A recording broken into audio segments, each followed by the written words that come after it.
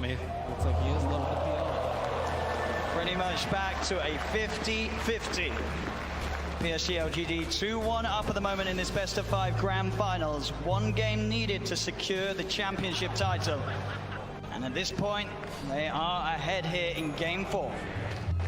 No-Tail hasn't had time to gather a full army of Ancient Creeks. Right now, he just has the Ancient Black Dragon. You really want those other auras when you're at a big disadvantage in these team fights already. Yeah, it's tough though, because Jerax doesn't want to be following around his Chen, giving him the Aghanim, so. As Thompson, see, he does have a Lincoln Sphere picked up, and they should have the BKB finished on Seb too. So that'll give him a little bit easier time to get those Blink calls as he's been suffering to do so in the last few fights. And Somnus, I've Scotty picked up, about to be level 25 as well. Yeah, they just need a couple more minutes on the side of OG before they're ready to fight. Wait for the age to expire. Seb, he's in, gets the call, the character's going to get FY, there with the snowball save, he's going to be fine, and now they turn to look towards the axe. The taunt's going to be out, Seb goes for the TP, they've got the stun to cancel though.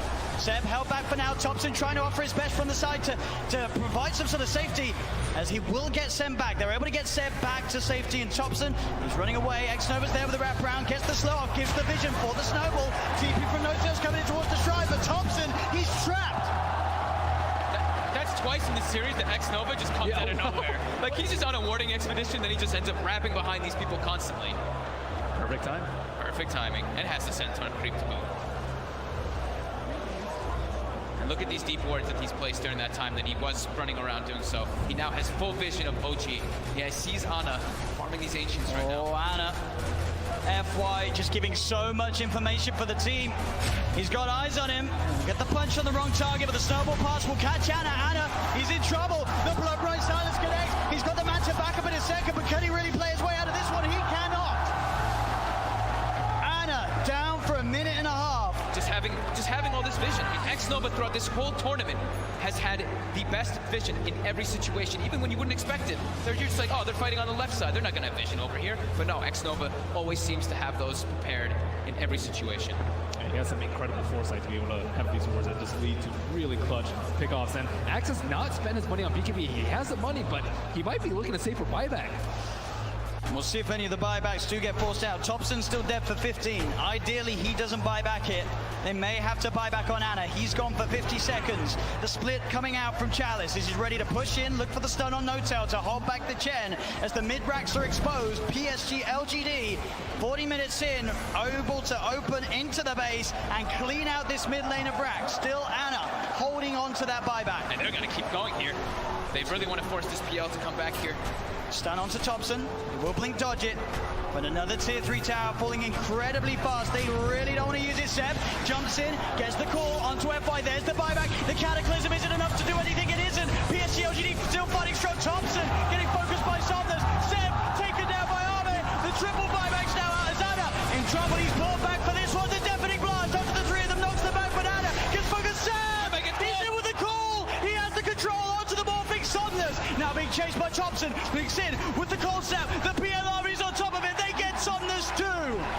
As OG, they have to expend 3 buybacks, but they hold on to the top rack. Somnus now down for 2 minutes. No buyback available on this Bloodseeker. Yeah, he's 400 gold short of it. It's up in about 8 seconds.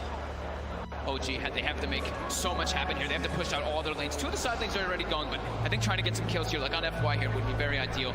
I mean, look how close the Brew is at 25. I mean, So close. With that primal split cooldown. Oh, Thompson, he sees it FY. He's used the snowball, he turns with the combo FY with the self-fuels, but OG, they've surrounded him. Seb jumps in with the call, the blade mail, FY's gone. Instant buyback from FY. Still that scary, scary time for LGD. 75 seconds without Somnus. OG have the full 5-man pushing in all 3 lanes at the same time as they approach LGD's base. I don't even know if I give a heads up in this team fight. The LGD are been gold, but no blood take up to 60 seconds. This could be disastrous. He's got a full BKB on Seb as well. Chalice really wants to hit level 25 before he pops that primal split. So close. Just got to be careful, Seb. Looking for that blink initiation. Chalice is stepping back. Grabs, they give him the tome. He needed like 5 experience, and they gave him the tome just to make sure that he gets it anyway. Just playing as safe as possible here. Looks like OG don't feel that the window is big enough for them to push in whilst this Bloodseeker's still dead. They're back away. They can't count. They bought back 3 heroes. They weren't able to get any T3s, and there's no Roshan up yet. Big Daddy No-Tail's praying for a Roche right now so they can get that refresher, but it's not going to be up. And maybe we'll dodge a bullet. At least they got a good amount of economy off of that, right? It was up to a 15k gold advantage, and they chunked it down to 7. Same thing with experience. So they did get quite a lot out of that one, but they ideally wanted to get at least one of those sets of racks to get some momentum pushing in with those 3 buybacks used. Absolutely, it is this really scary moment of the game now for OG. We're about 5-6 minutes still without those buybacks available. If PSG LGD can find that one team fight, it could be the team fight to win TI in this window of time that they now have presented to themselves. Ana's gone full in for that butterfly too. As they pick up also an Aeon disc on Jeremy, so protected in O. DD did spawn, however, was killed in 5.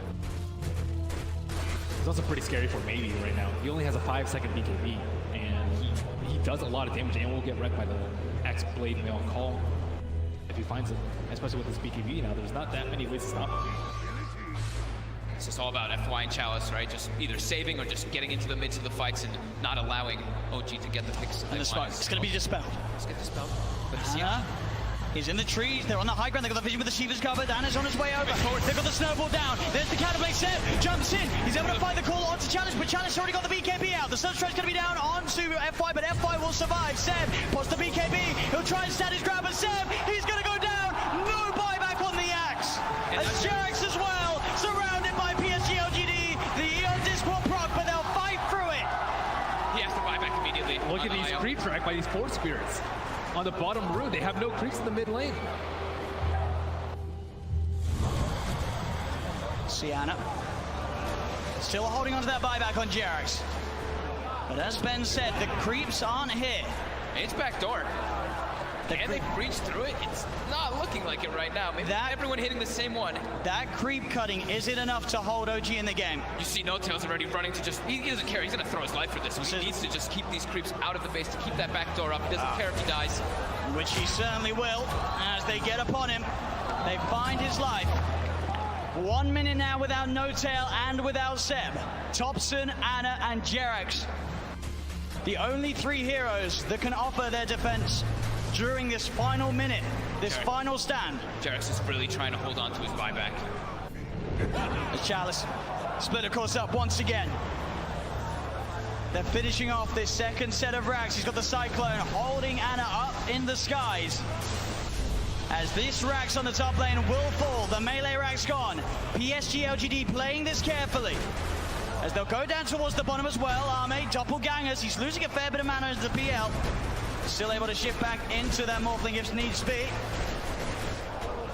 As OG, they will lose their top racks, but they won't lose the game. PSG LGD are playing it safe. They know how close they are to victory, and they will not throw it away. And they know that the Roche is probably respawning pretty soon, and it actually is up, so that is that refresher shard. They already have pretty much infinite primal splits up anyway, but they feel very confident here. They weren't able to de-ward that ward in the mid lane, so it looks like they are going for a Roche fake out. Anna is on top of X-Nova. The Ghost Step's going to get the set. He's in. The call, the MP, the cannon, and FY is in. He's able to get the save off in time to keep this man alive. Get it off. Chalice is down. Buyback from X-Nova and Chalice. FY with the Invis. Somnus looking to get involved. Pots the BKB to get over the ice roll. They get on top of Seb. Seb's in trouble. Seb's gone. The axe down once again for 90 seconds. As now FY giving them the vision, but they see him. Got the doppelganger to jump away from the snowball over to Thompson, the self-fuels. FY trying to buy time for the rest of LGD to come in. Again, up into the air. Arme straight on top of No-Tail. FY will fall. Arme looking towards No-Tail. No-Tail pops the hand of God, but No-Tail beaten down by Arme and Somnus. Chalice gets the primal split off as Anna. He's been left behind in Thompson. He's got to do something incredible in terms of the combo. Can he find the angle? Jerax coming in, keeping Anna alive. Anna with the doppelganger. The Deafening Blast comes out onto the 2 of them. Anna trying to go in, looking for the kill. Can he find it in time onto X-Nova? He's on top of him, trying to beat him down. Anna again with the doppelganger, now retreating back towards the base. As X-Nova will survive. Jerax back in, the combo. Meatball down onto Chalice, but Chalice is so tanky. Pops the Shiva's gone. He's on top of Jerax. Jerax is gone. Anna as well. Can he really fight back against the Somnus? And X-Nova is so low. As the buyback for Jarex comes in, he's healing Ana back up. That buyback could set them up for the kill on X-Nova. The cold snap down onto the charge, they find him. Ame, he's out of mana. He's starting to shift into the strength, but he's surrounded. OG, can they find the ball? They can! OG are still in the game. Ame buys back immediately. But now it's PSG LGD's turn to be without two of their supports. Seb's going to be back up in 8 seconds.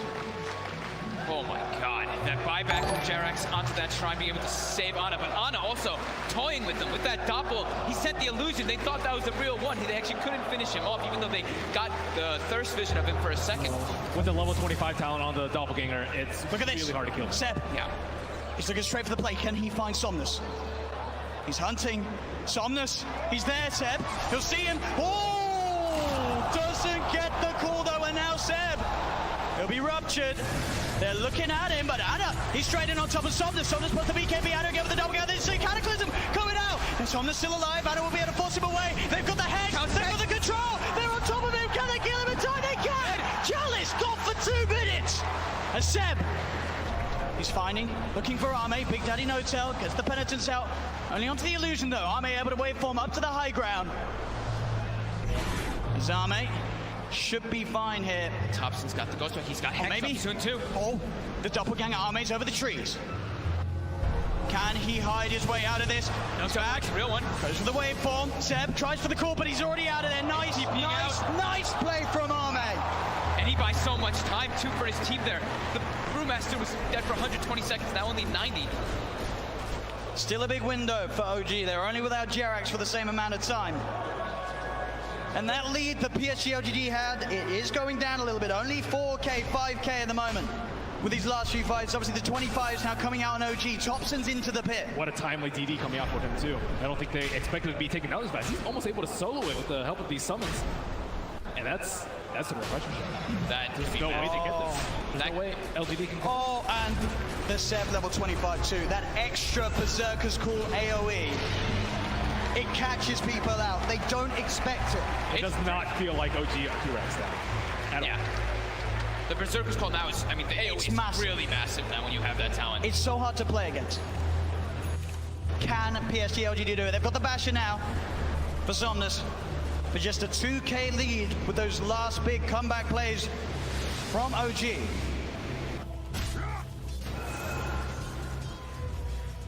Still 30 seconds without Chalice. Double Hex coming out now. Thompson and these 5-second BKBs. Yeah, I mean, they were crushing with their BKBs. Being spotted out. Got the vision. They're on top of him. Thompson, he's in trouble. The Nullify comes out, but he got the Ghost Walk off as well as the Hex in time. Now, Somnus turns out, the blood runs down. Thompson! He's dead for 100. Has got the buyback available. PSG LGD will certainly look to force it out of them. FY, just what a shadow blade. It just, yeah, as soon as they split up, he finds the perfect opportunity there on Thompson. You got to be careful going out on the map when FY's alive. There's every chance in the world that he's going to be watching you from the trees. And at this point, I think for Ame, it's actually going to be very worth it for him to actually just try and burn all the mana from the Phantom Lancer so he can't doppelganger all the time. That's causing a huge issue in the team fights. And I see that Chalice is using his Dispel Magic every single cooldown on these Phantom Lancer illusions, but there's still way too many that are causing havoc in this team. It's too constant. Like that doppel cooldown being 3 seconds just allows him to always be able to play around a little bit around the brew. They don't really have this crazy AoE when you look at LGD's lineup to just clear out those illusions. It's really a lot based off them just trickling them down slowly with like the Shivas and the Radiants and knowing exactly which one it is. Yep, he doesn't have the crit talent. Now he does have crit from that Bloodthorn coming out. It's a lot of damage that Ana can offer to the fights now. And Brewmaster without BKB, very vulnerable. Cold Snap, Bloodthorn, Berserker's Call. There's a lot of ways that they can prevent him from getting that over. He just commits it from the back, just to be careful. Make sure that he can get it off and get some damage in onto the tier 3s. Ana's going to start to try and fight against these Primal Split Brewlings. He'll be able to find one of them. He has been silenced. He'll take down the Wind Panda 2 as well by the looks of it. There's only the Earth Panda prevails. Seb jumps and he gets the call onto the Panda, popping the BKB as well, so they won't kill the Brewlings off. They do force PSG LGD away long enough that Thompson does not have to expend his buyback. Thompson back in the game. And then they're utilizing the PL very well too, by replicating him, sending illusions to get some extra damage on the tower. It's just one Rax left that's holding LGD away from Mega Creeps. And they're straight out. They're ready with the aggressive play. OG. Thompson, can he find a catch? He's close to having vision onto X-Nova. Should be able to find X-Nova. He is stalking him. He got sights of him for a second. He's a bit far away though. Oh, the tornado. It's got him. Thompson drops the combo down upon him. The stun comes out though. Oh, the counterplay. Jax is there though with the heal, the tether. Keeping Thompson alive with the Abyssal Blade down. Candace here with the hand of God comes through. Thompson still alive, but Chalice gets the primal spin out. He's been stunned. Thompson, the cheese, he's fine. Thompson, he goes down. They get the kill onto the Evoker. No tail. Being chased by Arme. The bash is coming through, but the Blade Man was already out from Seb. He tries to get the call off. The bash of the Cataclysm isn't enough to find the kills. Anna leading forward. The Bloodthorn onto FY. Gets the kill onto FY. FY bites back straight away. Anna looking more somnus again. The doppelganger. Arme on top of Thompson. Thompson being saved by Jax. Jax with the tether. Arme turns into a gem. There's the call. Seb, he catches Arme. Arme dead for 2 minutes. The Hex. They've got somnus as well. Oh, gee. Double kill for Seb. The clutch buybacks coming into play. Nobody has a buyback available right now. As OG stand with 5 alive on the map, 100 seconds without the Morphling. This Doppel talent is just destroying LGD. They have no way to actually find Ana. Like Ben said, the Brewmaster's constantly using the Dispel, but it's so hard to find the real PL amongst all these illusions in all this chaos of the fights with tornadoes and chaos meters and everything falling all over the place. And look at this. The tier 3 tower falling. Ana frontlining it all. What's he scared of? The Blood Bride will come out. Chalice with the Shiva's Guard trying to initiate. But Ana, he's poking, prodding, beating down, and on the side, Thompson jumps in. Chalice gets in with the beacon, with the call. Seb, he's got the disable as a Chalice to them. The damage they got onto him with Chalice. He's into the snowball. FY buying time for him, but now he's vulnerable. And he's dead tags. He gets Bloodthorn. Chalice buys back. Straight back into the game. Anna trying to find his attention onto X-Nova. Chalice leading forward. The Tornado going to be off the market. Only catches out the Bloodseeker, but Seb, he's looking for the follow. Jumps in, gets the call. The BKB was out in time. The Bananas on top of it. Now it's Seb's got the blade on FY with the snowball again. Thompson, Jax focusing the Rags. Thompson gets the Hex up onto X-Nova. Seb healed up by Jax. Anna still full health at the moment as the Brewlings are pushed back to the base. OG get the bottom melee Rags. As still 30 seconds to play without the Morphling in the game. They move towards the mid lane. OG, can they really get it all here? The mid rack's falling. They've taken a full second sets, 15 painful seconds for LGD. They're gonna keep going. They want to claim their megas. Another tier 3 falls. OG onto the final set of racks that LGD have left standing. Azana, he gets kicked back. He's separated from the team, but he has the double ganger. He's been ruptured. He needs help, but he needs it now. Jarek in with the tap of the hand of God. Give it that double heal. The relocate as well. Jarek gets him out. As OG will successfully disengage before that Morphling's back in, as they found both racks. Jerax will die for this one, almost certainly, as he looks to tether across, but the nullifies upon him. He has buyback though, and OG just took so much away from PSG LGD, as they only have a lone range rack standing on the top lane. I can't believe this is only 3 racks left in this game, and one of them is a range racks on the side of LGD. Buyback status. I saw X-Nova's buyback was only like 600 or 700, yeah, which is crazy, but Jerax also kind of in that same net worth territory, looking at a very cheap buyback, but 2 in the game left. IO. Team Secrets turn to ban. PL is almost unkillable at this point. Like, even with opponents reasonably quickly 2-0 in that lower bracket round 2. I'm Gareth, joined by Lizard, and here we are, man. It's getting close to the end of the line for the playoffs for Beyond Epic League. Yeah, today and tomorrow, and that's pretty much it. We see Secrets as expected, being here, right? Not having too many problems. But Fly to Moon is a little bit of a surprise, right? Especially, should they crown them the kings of the CIS? You know, they've taken Virtus Pro multiple times in a row in series. Like, there were some CIS tournaments they won versus them. Now they're winning 2 times in a row in this tournament as well versus them. So they definitely look stronger. Yeah, for sure. You know, taking down, of 10 course, you know, like seconds NIP and Alliance as well, other European teams, not just CIS.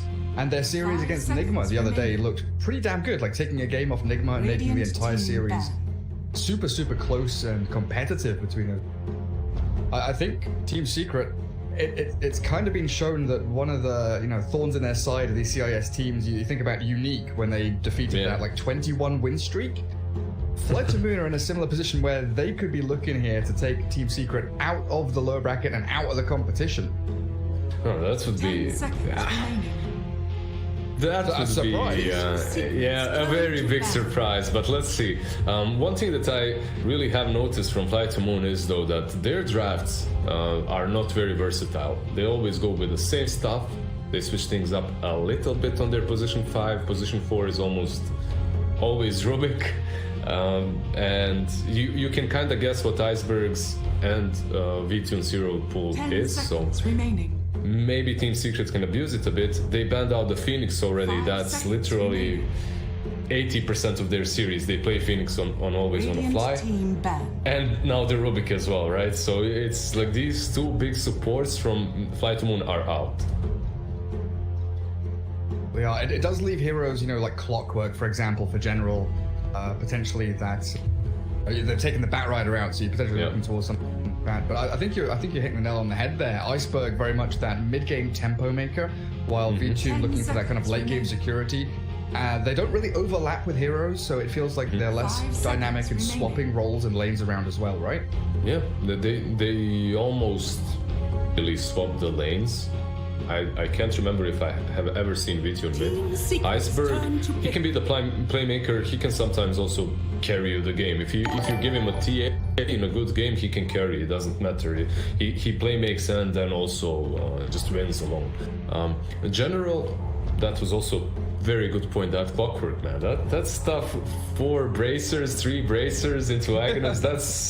that scares me. It's so 10 strong. seconds remaining. Yeah, because this is a hero that I know I've talked a lot with Lacoste about on our streams, and he really didn't like it in the position 3, much preferred it in like a 4 or 5, because you go in with Hookshot, you tank a bunch of spells, you initiate, and that's pretty much your job done. But General is so good at picking and choosing when to make these initiative fights that you don't feel that one and done is really the case for him. He doesn't jump in and just die. Yeah. He's very good at picking his targets. 5 seconds remaining. I need to lower the sound in those. The holy moly spam. Holy moly! It's a bit too much. Void Spirit from Team Secret should be Abzor. That's how they played it most of the time. Position 4. They used to combo it quite a lot with Nature's Prophet, who has been banned out by Flight to Moon. So they have some of these heroes also eliminated.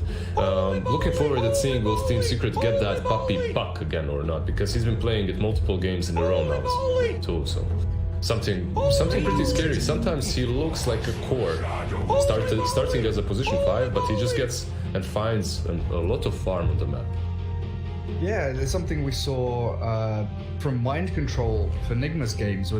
He is the position 3, but he was getting pretty much position 1 farm, because they're kind of giving these heroes that can go play in that dead lane where they're on the opposite side of the map in a dangerous spot. If you're 10 seconds remaining. you're just orbing, jaunting, TPing home, shoving waves, you're not really in danger too much. 5 seconds You do get a lot of farm just by playing an area of the map that no one else can. Yeah, that's very well put. Sometimes he ends up with 14, 15 deaths when he's playing Puck like that, but Team Secrets. it's for the it's space. It's for the greater good. Flight to Moon, Shadow Demon, and Jakiro. I'm trying to think. Sorry, I'm trying to think if they played Jakiro on core before. I don't feel like they have. There was a team in this tournament that did play Jakiro on a core offlane position. I would say as well that it wasn't Flight to Moon, that it wasn't General, and this should be your position 5 Jakiro, because the hero is just so strong, and Flight to Moon, they do tend to open with their 2 supports. Like their drafts are not really the most ambiguous. Like if you see the heroes, you kind of know where they're going, and they always open up with 4-5 or 5-4, and then the rest of their course. Weaver. Very early Weaver pick, right? I guess you know that the only thing to catch you here is going to be disruption. path so far, and very often we find ourselves with core heroes that need to itemize for disables rather than having innate stuns, 5 silences on. seconds remaining. Yeah, I guess it is problematic to deal with the disruption into Ice Path, right? That can be a bit of a problem, but overall, it's Team Secret's draft, man. When they start drafting like this, these evasive heroes with very high skill ceiling, like something like a Pango next, let's say, and you don't even know how they're gonna lane. You don't even know how they're going to push towers, but they just outlane you and outplay you so hard in the laning stage that you find yourself banging your head against the wall 15 minutes in, not knowing what's up, what's happening. How did they catch me? How did they see me here? Like, you look at these two heroes from Secret, and like, yes, they're elusive. Just gap close they have is ridiculous, though. Swarm to give vision, Remnant to catch people, you've got Astral Step and Jikuchi to give chase, close the gap on people. Now you just need some damage and some follow through with some teamfight disables. All of a sudden, you've got this draft progressing really nicely. Yeah, it's going to be interesting to see where Weaver is going to be played at, because Puppy did play it on 5 as well. So they can put it on position 5. Usually what happens there is maybe you buy an urn, maybe you don't, but you rush that Aghanim as soon as possible, Medallion eggs, and then you just have the best save in the game on a 12-second cooldown, which is stupid strong. Yeah, I've even seen like Magic Wand Wraithband Ags from like position 4 or 5 Weaver gets straight in there. Banning out that Pango. The Pango ban versus General as well. His hero pool right now, Batrider banned out, Pango banned out, Clock. But it's... they get Clock anyway, I think. Void Spirit is good versus Clock. He has multiple spells to get out of the cogs with, right? Weaver is also pretty good versus Clock. You don't care about Clock as much as some other heroes, especially if you're a core. But Fly to Moon is Fly to Moon, and General is General. They've picked Clock in some crazy games in which Clock really shouldn't work, and they made it work, so... Yeah, playing into like 5 maneuverable heroes like PL, jumping out of cogs, still finds a way to targets. A hero that I didn't see them play long, though, is Mars. Where did that go? He got hit pretty hard with the nerf sticks and stuff, right? Like, his mana pool is pretty garbage now. But I'm not sure. Like, he still does his job. He blink initiates with a nice AoE. Popular, and... Especially when you have something like a Shadow Demon, right? You have disruption into the spear, so you don't have to buy Yules, you don't have to get that blink, you can just time it right. And someone is really going ham on the holy moly in the game. Right? There's Zai. It's Zai Yams on the Summer Man, they're going wild with it. They're not stopping at all. There it is, hey. There you go, yeah. I mean, there were so many games in the last few days which Fly to Moon have played, and they opted to go for something else than a Mars, when Mars looked amazing, like some Phoenix Mars plus Snapfire or some crazy combo like that. And they didn't go for it, but this time around... 10 seconds remaining. Jakiro is fine, I guess, but it's not your crazy Mars game. 5 seconds remaining. Remember, the same way these heroes deal with Clockwork, they deal with Mars, right? If you have ways of getting out of the cogs, you also have ways of getting out of the arena. Just thinking about all the consideration that Fly to Moon put into that pick, like they dipped into their reserve time super deep. I guess there was also like DP as well as Clockwork that you can start to consider as like a flex pick between 1, 2, and 3 as a core, which is often what you like to do. When you have that third pick, you're like, we've got 2 supports, like you said. FTM go for 2 support opener. So having a very versatile third pick across 3 cores would have been a nice thing to have. I swear, I have never seen them pick a versatile draft. In the last month of me watching Fly to Moon, it's always a draft that you can pretty much know exactly where everyone is going. And here, okay, you can assume maybe they're gonna swap things up in the lanes, but the first 2 are supports. Mars is going to be played by General, and that Prophet, like 90% is mid. It's going to be Iceberg. Team Secret. There's a chance. There's always a chance they swap it. There's always a chance for some cheese, but they're not even a cheese picking team, right? Do they have any meepos or brutes? I don't think so. They last picked Lena for Iceberg, and then his teammates claimed him at the start of the draft. That's their last pick cheese. So Kunkka, Visage now. Kunkka's going to be able to keep you kind of safeguarded in that Mars ulti, good catch and disengage against Shadow Demon. Visage adds in a lot of minus armor and push here with the Weaver, and again, gap close into tower killing potential. Who plays the Visage here? Who plays the Kunkka? Because Matu? both of... Yeah, probably Matu, you're right. Because Kunkka is always played by Nisha, right? In Secret. Exactly. Yeah, but the thing is, the last few games, Nisha was playing both the Kunkka and the Visage, but Matu is your micro god in this team, or if you can call Lone Druid and Brood, yeah, I guess you can. Brood and Lone Druid, they're good enough. So Visage is probably going to be played by Matu. There is some flex there. You could still last pick Matu 0 and put Visage on the offlane. But we'll see. It's a pretty decent Visage game. Jakiro can mess up with your layers. You do have that boat that's pretty good to help you out. The ROM is crazy good this game, and the birds aren't really countered by anything until Mars gets his Crimson Guard. Again, it's a lot of vision. You've got Swarm, you've got birds, you'll have that Helm creep from this. A lot of ways here to enable Kunkka and Void Spirit to be able to get these team fights started. And the medallion from Weaver, right? They will have a lot of minus armor too, so it's going to struggle against that. Like, she pops Exorcism, runs in, minus armor, and 3 hits come. Falling. So one good thing for DP here is you do have sort of a save, I should say. You have the Shadow Demon, right? So because of that, you will be able to at least pop your Yules. You won't be perma-stunned, you won't be perma-locked. You will have that disruption into whatever your saving grace is. So it's not your Oracle DP, but it helps. It's alright. So really, it feels like a V-Tune hero is this last pick. Are you looking for anything in particular? So a lot of different heroes recently. He played a lot of PL, right? He played a lot of different heroes, but what I really like about the Team Secret ban out the PL, I still think that PL would be fine for them. It wouldn't be like this grand, massive, best pick ever, because you still are playing into Kunkka, who can buy Radiance. You could go Shivas on Visage and then deal with the PL. But Flight to Moon just loved that pick. And just to talk about the Kunkka third pick here from Secret, I love this so much, because when you pick Nisha's Kunkka as your third pick, you're just dealing with so many problems. Your draft becomes so much easier. The hero is very difficult to completely punish on the lane, and suddenly your Brood Mother isn't really an option, and many cheese picks can't really be picked any longer. It's a really cool Blade. That Pugna pick though, that set my mind racing. Like, you can't really pick Illusion heroes, you can't pick Spectre, you can't pick Necro, you can't pick TB. FTM are like, screw it, we're picking TB anyway. We're gonna go for this one.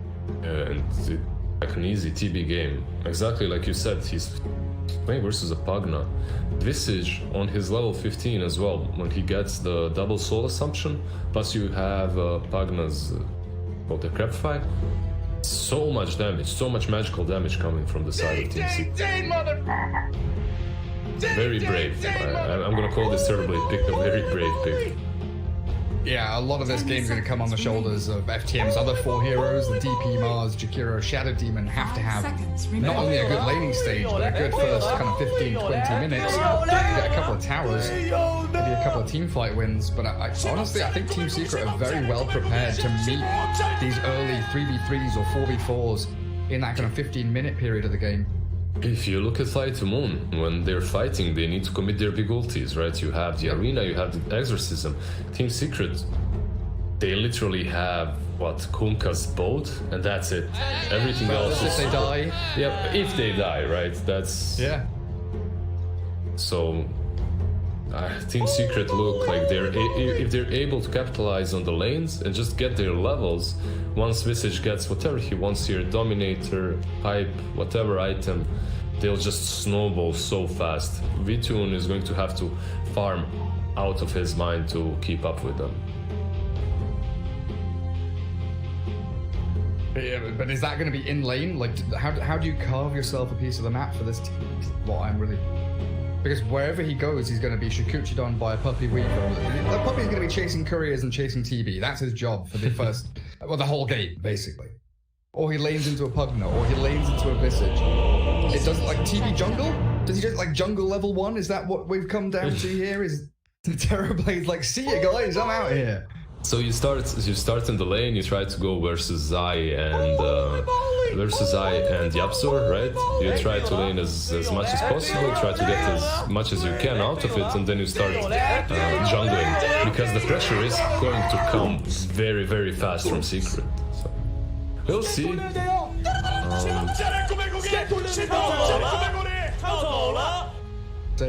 This chat wheel spam is wild. Yeah. They do have some pretty great team fight spells on the side of Light to Moon, right? Your Arena, Macropyre, Exorcism, that's a lot of damage. So if you can repel Secret a couple of times, maybe you'll buy enough time for Vitune to just go ham. What are the items going to be for TB? Manta Butterfly kind of game? He will need the BKB as well here as soon as possible, right? Manta Butterfly, it's sick, I love it. But you're playing versus a Pugna as well. That's a lot of burst damage coming your way. The bird stuns, the bows. Like buying Manta into BKB never feels Yeah, it never feels good. Probably you're right. It probably will be your Manta Butterfly at the start. The only question is, how fast does he get it? So Zai Pugna down bottom with Yapzor on that Void Spirit. Vitune, Terrorblade always want to fly Jakiro, and it looks like Secret still kind of lurking around here with Matu and Puppey on the Visage and Weaver. They really want to secure these two bottom bounty rune. Nisha hiding very deep in the pocket up top on that Kunkka. Lohadance just blocking up camp. Mars there with the Shadow Demon up top while ISO DP mid. DP against Visage. The battle of the slow projectile bad attack animation. Yeah, DP is still fine here. Is probably the worst laner there is. His Grave Chill is solid versus some heroes, but DP still deals very well with his armor layers because of the suck, right? The suck is really good versus him too. And she can secure range creeps with Crypt Swarm. Being able to wave shove against Visage always feels. You can force him to try and last it under tower, which. Tell me, man. I have nightmares of that. But look, one good thing for Matu is whenever you're playing versus a hero that's shoving in lanes, you will get that level 6 on time. So that's pretty cool. Matu gets the first range creep. Good start for him. Immediately bottom lane, Terrorblade, Metamorphosis. Cure the CS. Against a Pugna Void Spirit lane, you know it's going to get much more difficult as the lane progresses. You're nothing really too weird about that, right? You just pop the meta, you try to win the first few waves as you can. Try to deny as much as possible. It's not like Yapzor is going to join him on that first wave anyway. Yapzor is hunting couriers, trying not to leech any experience. Courier being held by the tree line. Now they see the Void Spirit. But Zai just outplayed them so hard. He actually managed to deny a creep versus meta and Jakiro hitting the same creep at the same time.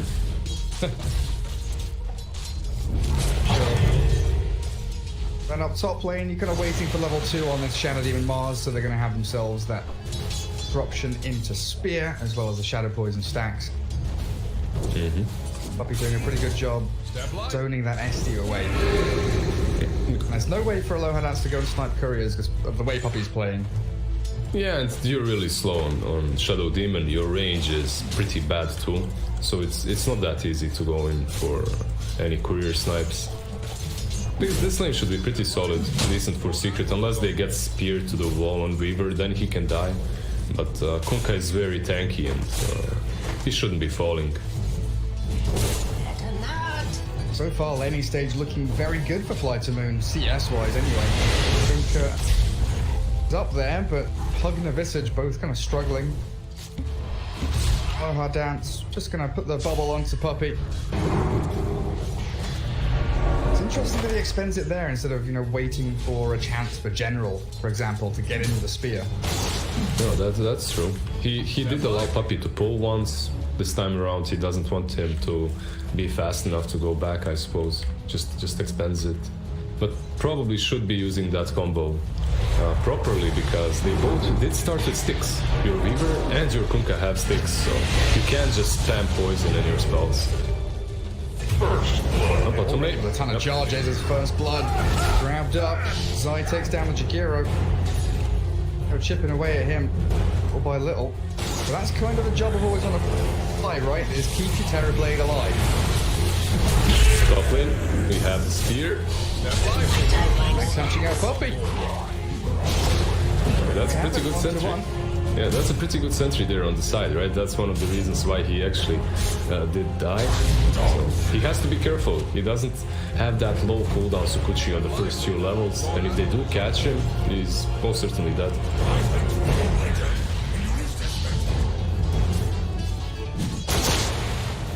DP against his Visage, very even. A boring farm raid. No one's going to be killing each other. It's all about the denies. Yeah, like when you're looking at the lane versus Visage, don't look at the CS as much as the denies of the other hero, not the Visage, but whoever he's playing against, because that will tell you a big story. Well, if you manage to slow down his level 6, you can be in the lane a little bit longer and maybe even dominate him with a couple of good rotations. But if he gets 6 fast enough, your laning is done. You're never gonna deny versus those spirits again. Yeah, it feels kind of similar to like Storm or Ember Spirit, right?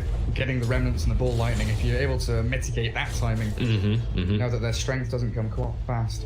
Yeah, it's just a huge power spike. Mid lane, Puppey. Trying to come in after the Grave Chill. Snipes the Courier, and with that Soul Assumption, Iceberg trying to deal back with the Spirit Siphons. Puppey in a lot of trouble, but he pops his stick. He looks like he's out of there. Iceberg burning through a lot of his resources, but staying alive.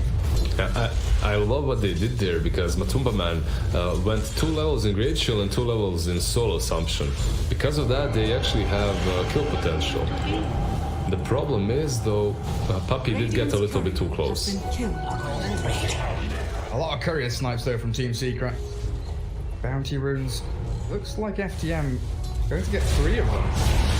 Hero very nicely takes down 2 south. Headouts dealing with Puppey up there as well. Does mean V-Tune's left alone in his 1v2 now though. Jakiro's gone wandering. Terrorblade now has to handle Zai and Yaxor together, but he's top of the CS board, so he's doing fine as Nisha. Do get the courier there. Nisha. Take down Nisha. There is the banish. Spear will come. General launches him towards the tree. We'll find this Kunkka. A few more clicks as Puppey wants the cross kill. Aloha dance. Very fire up. He's got no stick charges, but he is fine thanks to raindrops as well. Down there with Shikuchi. Yeah, he did. While that's all happening, like bottom lane was being got on as well. V-Tune was in a lot of trouble, but get out with his life while Zai still being chased. Damage over time from Jakiro, slowing him down. The decrep buys a bit of space, but one more hit. It's going to do the job. They can reach it. Does he know? He fogs them into the tree. Skips away with safety. Zai. Cheeky. Man, I just love to watch him. I just love to watch him. Whenever, if I'm watching some games and Dotes and I see Zai playing pubs, I just turn it on instantly. I just love to watch this guy. He always plays on the edge, and it's never like he's just too risky. He knows what he's doing. Like there, he understands Pugna is incredibly fast, 375 movement speed, and you have that decrep fight to work with. So very well played. Absolutely is towing the line there. Powerblade, he's level 5 and he is jungling. We'll see if V-Tune really does swing deep and moves back into that part of the jungle, because it looks like Yapsor and Zai there hunting, looking for Jakiro. Trap him up with that remnant. He's decrep. Damage here though. Let's see if they can find it with a blast. Not quite, thanks to Fairy Fire, but Yaxor. And the final swipe with the sword. Look at Nisha, by the way. He's not laning top, he's actually farming the stacks around the Radiant Triangle, leaving some lane to the Puppey, giving him some experience. Now you've got this level 6 Kunkka who could maybe move in towards mid. Birds with boat onto the Radiant's DP. bottom tower is under attack. She is a high priority kill. But I guess ideally here a secret, you kind of want to wait for her to pop Exorcism and then kill her. It's actually interesting that Iceberg even skilled Exorcism this early on. But yeah, you would like to have her pop that Exorcism, perhaps try and go for your tower, and then you counterplay that, because your counterplay is pretty sick with the Torrent and the Ghost Ship, if you can pull it off. Keep in mind though, because of the Soul Assumption level 2, they do have a lot of nuking power on the middle lane. So with some rotations, they could take her down. Even just like an added decrep into life drain, right? Mm-hmm. It actually offers a lot of damage now. Pretty well farmed. 1,000 net worth, he's slightly ahead of his Visage. This is the best thing that he can be doing though, pressuring bottom, because it opens up the map quite a lot for his team. They're trying on mid. Aether Remnant in there on these birds, a lot of damage with the chain stuns on top. They bring Iceberg down to 400 HP. Now Zai might, let's see if he's gonna, nah, he goes back bottom. It's good. Pressuring this tier 2 will just shrink the map even further for retune, and then you'll be able to just make all these sort of pincer movements from the bottom to the mid lane. Yeah, even if they didn't have this water secret in that Radiant Triangle, they'd know where V-Tune is anyway, right? The way, like you're saying, Zai is in that bottom jungle, as Iceberg, with the help of the Ice Path, can just TP though. Zai, but there's no stun. You're absolutely right, Lizard. He tries to go and he succeeds with the TP back home. Where is he? He's not. He denied himself. He denied himself. He TP'd to the tower. What? But how did he deny himself? Can you just life drain? And that's it, right? Can you? You should be able to. You life drain the creep and that's it. Yeah, the creep wave was right next to him. Cool. Income secret towards this Radiant jungle. That has boggled my mind. I'm not gonna lie. Denies himself. Doesn't even go back to Fountain. Beautiful. Well, that's just happened. Secret not gonna go. Okay, just keep in mind that I don't think he actually wanted to deny himself. I think he'd be happier if he ported to the Fountain and then go back in. But it was really great that creeps were there and that he recognized that he's about to die. So, because it's no difference, right? If you TP base or if you TP to the tier 1 and die, and then you have to run back. You're just wasting time. Yeah. Aloha Dance, he's hunted. Got a few stick charges, but with that decrep into magic damage. Pretty relentless from Secret onto this poor position 4 Shadow Demon. Final blast connecting. Down he goes. That Exorcism, that's going to hurt them. It's 50 seconds still off cooldown, and you see how this smoke rotation is instantly coming for the mid lane. They know there's no Exorcism, they can connect. Coming in with Nisha, looking for his first real brawl of the game. Smoke popping there. Overlord up, spot them out, and General gets a good ulti down, focusing Zai, and he's being blown up. They're both connecting on the 2, and they're trying to chain stun up Iceberg. Even with the familiars there, he's just going to life drain back with that Spirit Siphon onto the Helm Creep and take the bonus 200 gold. Did you see the instant ping? I think it was Yapsur. He pinged this cliff right away because they understood, okay guys, they had perfect vision on us when they broke the smoke. That has to be worth it. But still, Flight to Moon, great response. I love the positioning from Mars there. He breaks the smoke and he sets up a quick kill on Zai instantly after. Radiant's sitting behind that deep, taxing her very nicely. And it's like you were saying this whole time, Terrorblade still farming the jungle. He's in the pocket. 5,500 net worth. Moving very quickly towards Manta style. Has Manta BKB Skadi queued up? That Skadi is kind of fine. I think Skadi is also fine because it helps you out tremendously. They have so many big nukes, so much magic damage. Poor puppy. He's only got 800 HP. Radiant's mid General offers a lot of damage with 4 points of spear and 300 gold rebuke. But in towards mid, Shadow Demon has been found. Nisha being dealt with here with the Demonic Purge and the Spirit Siphon, but the Life Drain, return suck, counter suck from Zai. Radiant's middle tower. Counter suck. Focus the tier 1 tower. There we go. So objectives being claimed, and this is what you were saying, the kind of nets closing in around the Radiant base and where they want to be farming. Team Secret just have to maybe find the Terrorblade once or twice, and then they can continue the chokehold on the map. One thing when let's say you're new to Dota and you're looking at the Secrets draft, one thing that they're missing is your true big core, right? Your carry, your position 1. Nisha is playing Kunkka, and obviously it's a great pick for them, but look at his item build as well. He has Phase Boots, is going into a Spirit Vessel. So I have a feeling that eventually, if this Terrorblade gets really, really big, he can be your true win condition on the side of Flight to Moon. Yeah, you don't have like a Radiance carrier or, like you're saying, those real position 1 carry heroes. And a couple of semi-carries.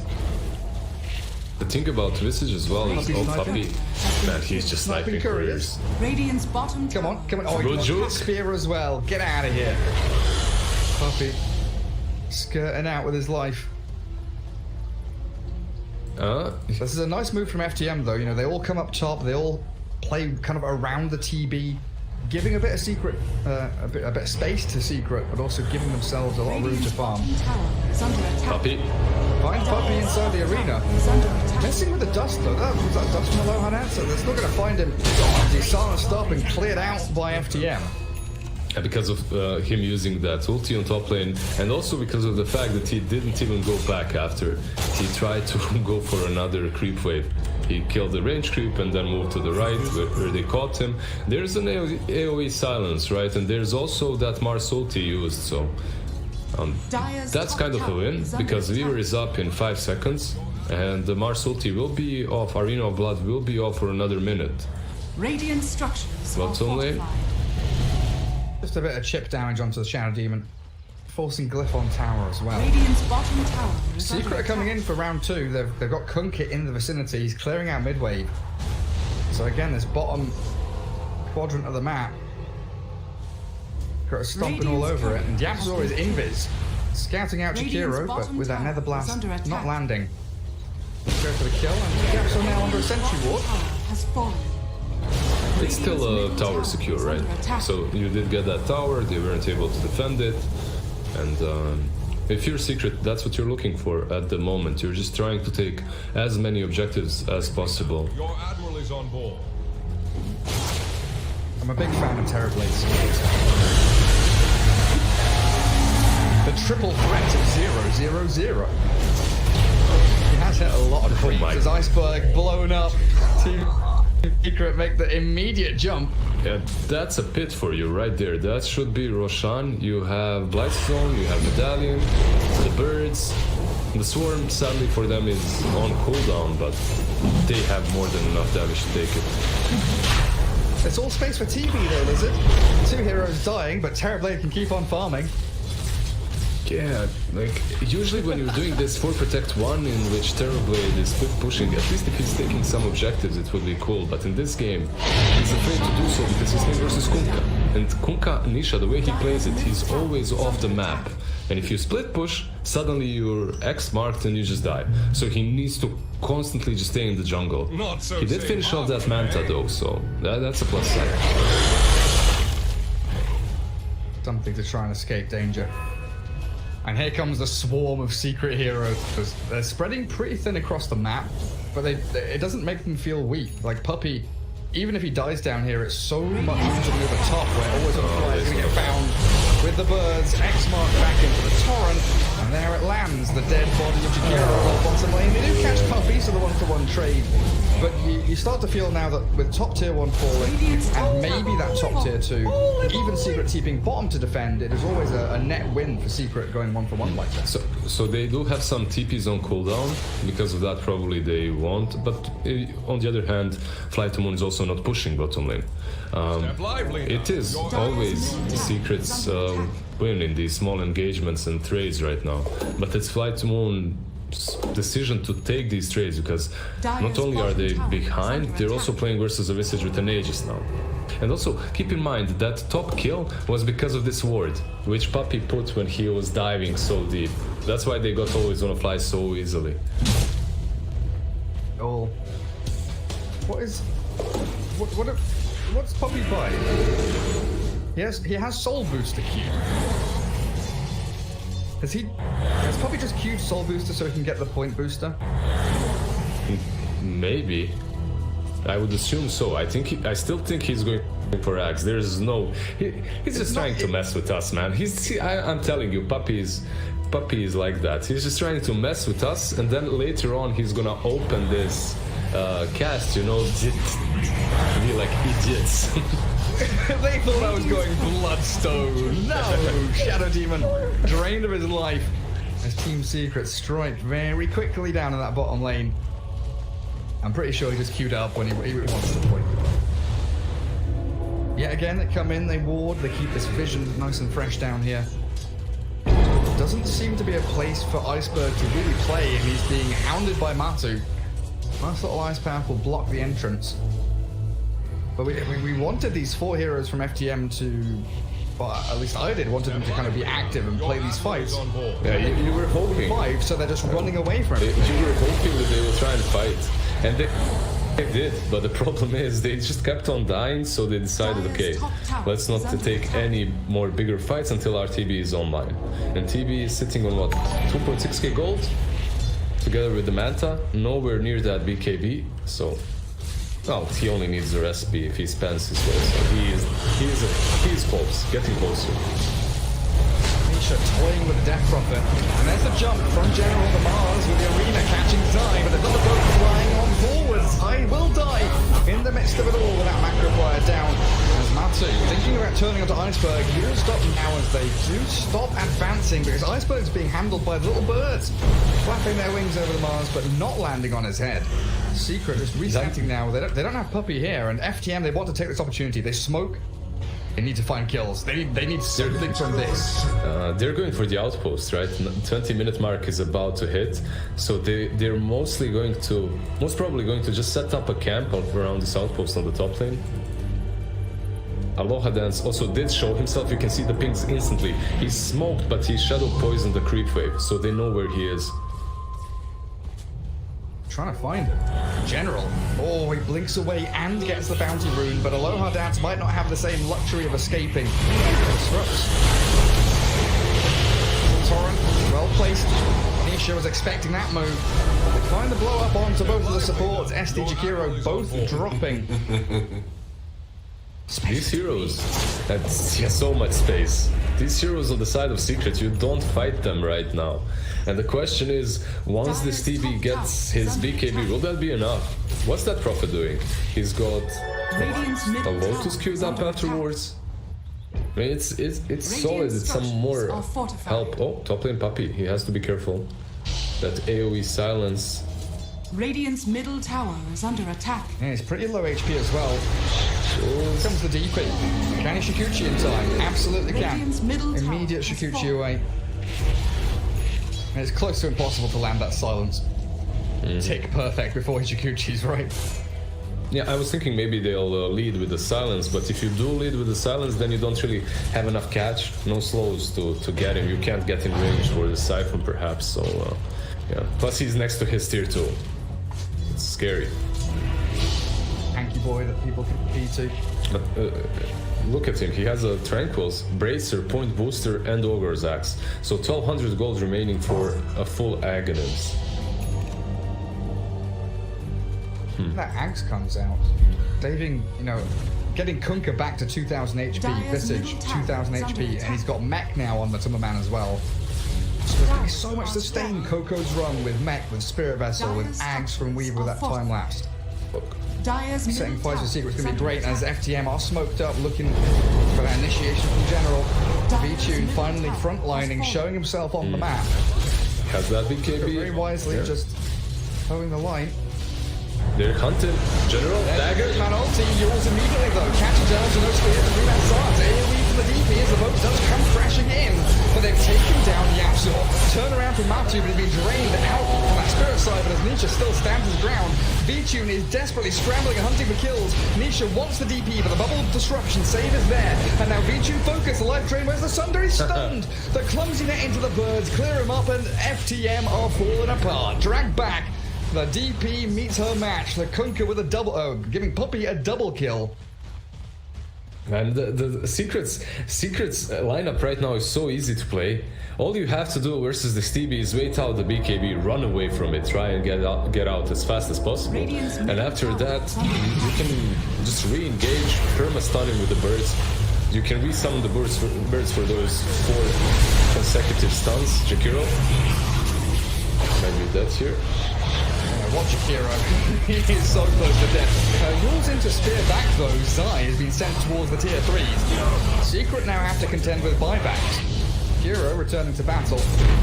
Radiant's top Swift tower TP is under home. attack. That last fight was also so sad for Fly to Moon because they had a good idea where Secret is. Their initiation was also on point. They jumped with the arena, but he doesn't manage to use the spear. That use was just pitch perfect in the same second, literally. Spot on. The thing is, even though Secret kind of just lost the team fight in front of the Radiant base, they go for more. FTM exposed a little bit bottom lane. With the disruption of the spear, they will catch Yapsor. There's the act. Bring him back to life. And all of a sudden, Yapsor is in floating shape again. Aloha dance will fall because of it. In general, with Iceberg using up multiple man visits, this little boy might be in trouble. Clumsy net will catch him up, and that's the death of Matu. So even if he had the Aghanim's time lapse off of cooldown, he was silenced. He couldn't save himself. Secret aren't done, you know. Torrent boat thanks to the X. Zai needs to pump damage forward with a day one into Decrep. He takes him out. Now Ether Remnant, V-Tune, he does have BKB as well as Sunder. Trying to focus onto the little Weaver, the bug. It's pesky and annoying. Does get smashed under the foot of the TB. Still trying to give chase though. They find Jakiro. It's a nice easy pick. And they know the BKB's down here on the Terrorblade. He pops Manta, the clumsy out to Zai. The Yule's DP is kept safe thanks to it. The Remnant cracking up Iceberg, and AV starts up to the high ground, but look at the damage onto that TV who's saved by disruption. Secret really are holding this high ground so beautifully. FTM just can't leave the vicinity. But they're not even the final casualty. They're just playing with them so hard around this high ground. And you can see the moment BKBs are off, you cannot approach Secret. They're just playing, toying with you, waiting for you on the high ground. The Crabfight Dagon. The Crabfight Dagon Torrent on the other target. Forcing Yules defensively, forcing that disruption defensively. And it looked like Fly to Moon might have an opportunity there to take a good fight after getting rid of Visage, but the tank. Everyone is contributing so much to their team fights on the side of Secret. Doing the job. Shan back in 1 minute. Gonna be the next hot spot of action. Kunkka will have the BKB. He has, what, 200 gold remaining to farm it. There's bounties on the bottom as well to take. Going for him though. TB's gonna deny them with illusions. See ya. Bounty rune's gone. But look at this wraparound in onto General. Cancel the blink with a Shikuchi, swarm him up. He's already used his spear. He's trying to use blink away. Not gonna make it though. That Ether Remnant will hold him in place. Maybe tries for it again, but there's no way out with that. The gang from Secret perfectly placed, and this will allow them to collapse onto the tier 2 top now. Yeah, and it's the Roshan area. Rosh will be up in like 10 seconds, so they will be able to just go in it.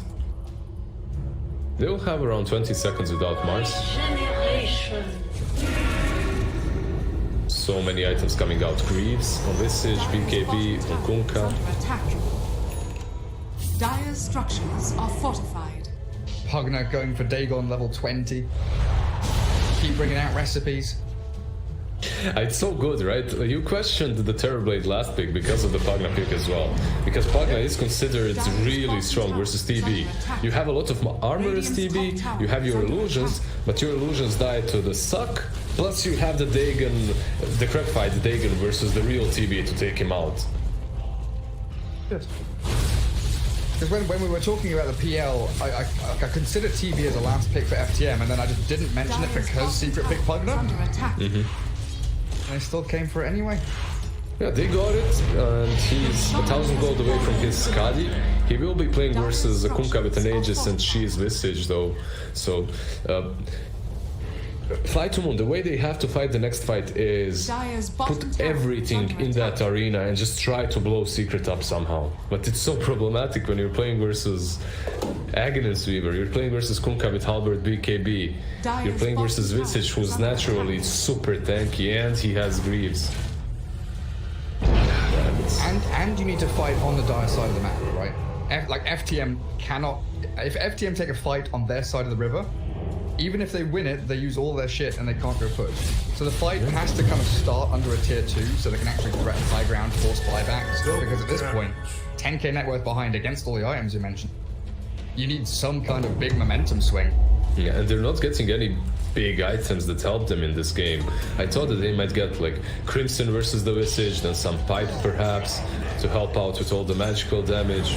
Maybe a Shiva's on that Prophet also versus these heroes would be good, but they're unable because they're poor.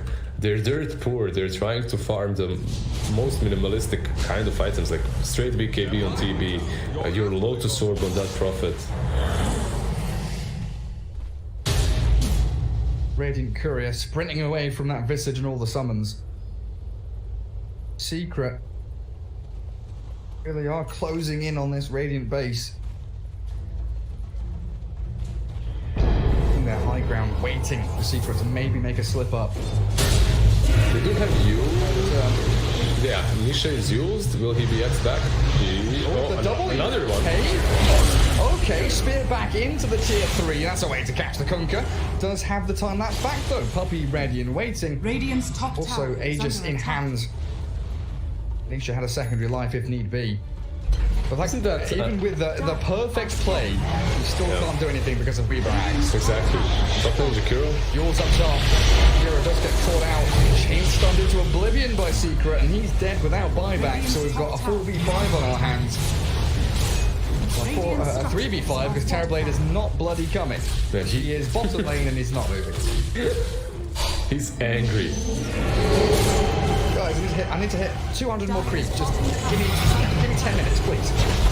He's getting the bounty rolls, and Jakiro will have a buyback because of that. DP is dying. DP is very close to death. The jump back though is that Lotus Orb does return some soul assumptions. Shadow Demon blown up by Zai. So quickly removed from the game. He does have buyback on the SD, but your racks are falling.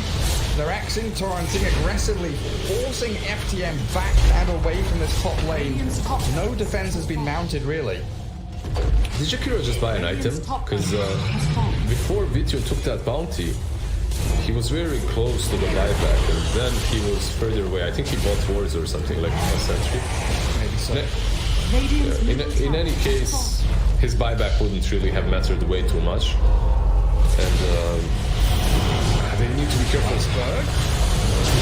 That's a little risky. He's got your scepter. Still going to get X marked back as Team Secret, they reset back onto the low ground. But the TB's in an awful lot of trouble. Torrent won't connect on him. The BKB sunders and he runs forward. They've got a time lapse, so this is his full HP again, and in comes the rest of Secret. A good Mars ultimate, trap 3 inside. But General's isolated all alone. He's got no friends. He's going to walk himself out of the Colosseum, but the Torrent's there. On the DP, and they focus Iceberg. Really zoning on the Death Prophet, but she's healing so much. Lotus Orb there, but she will fall. As Team Secret trade her out for Yapsor, but Nisha is healthy as heck, and he's going for TB. There's no Sunder, no BKB, he's got Manta and that Disruption to buy him a little bit of time, but the clock is being broken now. FTM, without their primary hero, General's trying his hardest to spear back any of Secret into this base. The buybacks have all flown through, they've got the Kunkka's Aegis. But it feels like that's the only real win here that FTM have gained, as Nisha is just going to be able to wander himself out of the macro fire flames. And Matuma Man, he's just chilling, hitting barracks, destroying buildings. No one's touching him. Stop. it's ridiculous what Zai is doing this whole fight. That's like 10th Dagon that he has used in the whole skirmish. He's just sitting back and live draining the proper hero on his side that needs help. Right, whoever needs help, Zai is his medic pretty much. And then when he needs to kill as well, he jumps in. He does have a Dagon tree, and he just deletes heroes. 10 seconds for TV. Little Weaver, nice pan. In front of you, they've managed to trap him up against the wall, but the life drain keeping him alive, and probably might get a time lapse off in time. It's very close, but he still will fall. Dead for a minute and a half. Secret without their Weaver, but it's still a 4v4. No General Mars, has always want to fly, just wanders into the valley of death here. In between Nisha and Yapzor, the Jakiro has nothing to do but die. Iceberg also very close. Disruption, delays inevitable. There is no escaping the wrath of Secret as Nisha, with Yapzor clearing through members of V2, FTM one by one. V2, nice little manta there, by the way. Yeah, that was a nice play. Yeah, that was a nice play. Iceberg was trying to kill off Zai, who was left on like 10%, 5% HP, but Zai jukes him around the trees and Iceberg dies in the end because he's out of position. And Weaver there, I think he could have lived, but he was a bit greedy. And yeah, GG. It doesn't really matter. I think he could have got time lapse off, right? But he was holding it. Yeah, he went for the Sukuchi play to try and be cute, to try and save the time lapse for someone else maybe, but so one big thing from Flight to Moon that I have noticed in this game is that they really didn't combo the Jakiro plus Mars as much as they.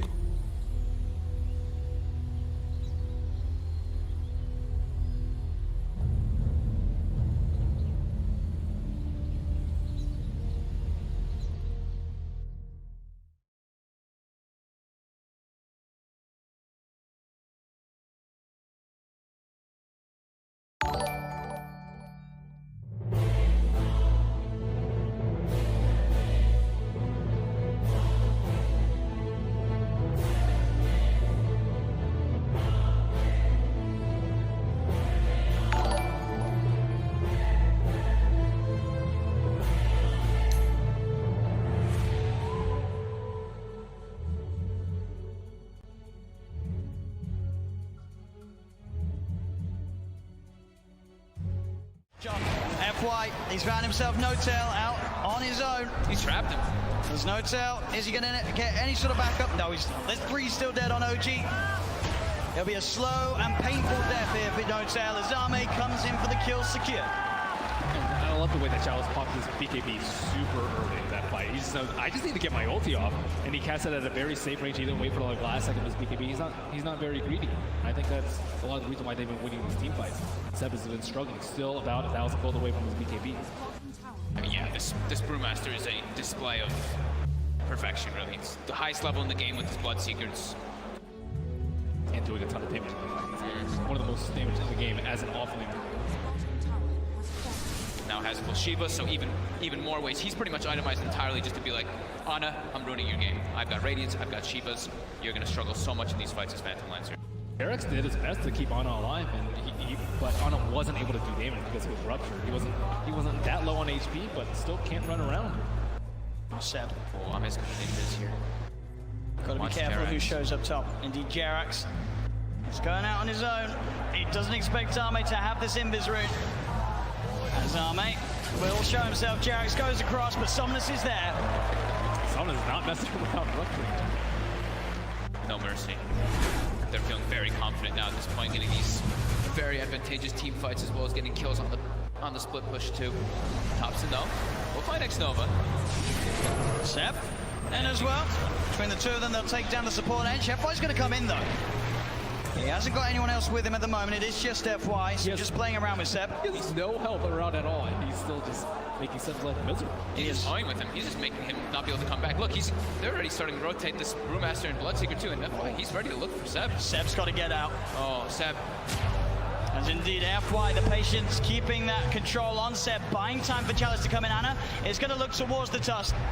Chalice is now there, does have Primal Split available if he wants to look to take this fight. Somnus coming in as well. As Ana, Seb look to hide in the trees. Can they get out of it? Ana's got a TP available. He's into the trees, he's going to show himself in the lane though. They're going to continue to head over. They are going to see Seb make it out in time. They don't have a stun. Anna, can he get out as well? He can. OG will avoid that rotation from PSG LGD. FY is just so obnoxious there, following Seb for over a minute, just stalking him, trying to have his team come over. So that's about, a minute without Aegis being used for LGD. They have 2 minutes left, I would say, to capitalize on this Aegis. Oh man, looks like he is level FTM. Pretty much back to a 50-50. PSG LGD 2-1 up at the moment in this best of 5 grand finals. 1 game needed to secure the championship title. And at this point, they are ahead here in game 4. No-Tail hasn't had time to gather a full army of Ancient Freaks. Right now, he just has the Ancient Black Dragon. You really want those other auras when you're at a big disadvantage in these team fights already. Yeah, it's tough though, because Jerax doesn't want to be following around his Chen, giving him the Aghanim, so. As Thompson, see, he does have a Lincoln Sphere picked up, and they should have the BKB finished on Seb too. So that'll give him a little bit easier time to get those Blink Calls as he's been suffering to do so in the last few fights. And Somnus, I've Scotty picked up, about to be level 25 as well. Yeah, they just need a couple more minutes on the side of OG before they're ready to fight. Wait for Aegis to expire. Seb, he's in, gets the call, the character is going to get FY. There with the snowball save, he's going to be fine, and now they turn to look towards the axe. The taunt's going to be out. Seb goes for the TP. They've got the stun to cancel though. Seb held back for now. Thompson trying to offer his best from the side to provide some sort of safety, as he will get Seb back. They're able to get Seb back to safety, and Thompson, he's running away. Xnova's there with the wraparound, gets the slow off, gives the vision for the snowball.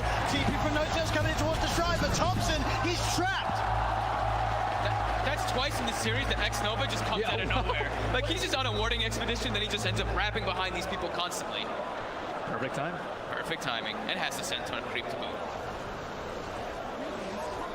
And look at these deep wards that he's placed during that time that he was running around doing so. He now has full vision of OG. Yeah, he sees Ana farming these Ancients right now. Oh, Ana. FY just giving so much information for the team. He's got eyes on him. Get the punch on the wrong target, but the snowball pass will catch Ana. Ana, he's in trouble. The blood bright silence connects. He's got the man to back up in a second, but can he really play his way out of this one? He cannot. Ana down for a minute and a half. Just having all this vision. And Xnova throughout this whole tournament has had the best vision in every situation, even when you wouldn't expect it. They're just like, oh, they're fighting on the left side. They're not going to have vision over here. But no, Xnova always seems to have those prepared in every situation. And he has some incredible foresight to be able to have these wars that just lead to really clutch pickoffs. And Axe has not spent his money on BKB. He has the money, but he might be looking to save for buyback. We'll see if any of the buybacks do get forced out. Thompson's still dead for 15. Ideally, he doesn't buy back it. They may have to buy back on Ana. He's gone for 50 seconds. The split coming out from Chalice. He's ready to push in, look for the stun on No-Tail to hold back the Chen. As the mid-racks are exposed, PSG LGD, 40 minutes in, able to open into the base and clean out this mid lane of racks. Still Ana holding on to that buyback. And they're going to keep going here. They really want to force this PL to come back here. Stun onto Thompson. He will blink dodge it.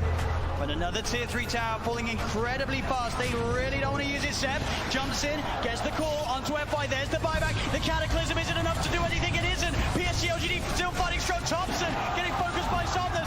Seb taken down by Arme.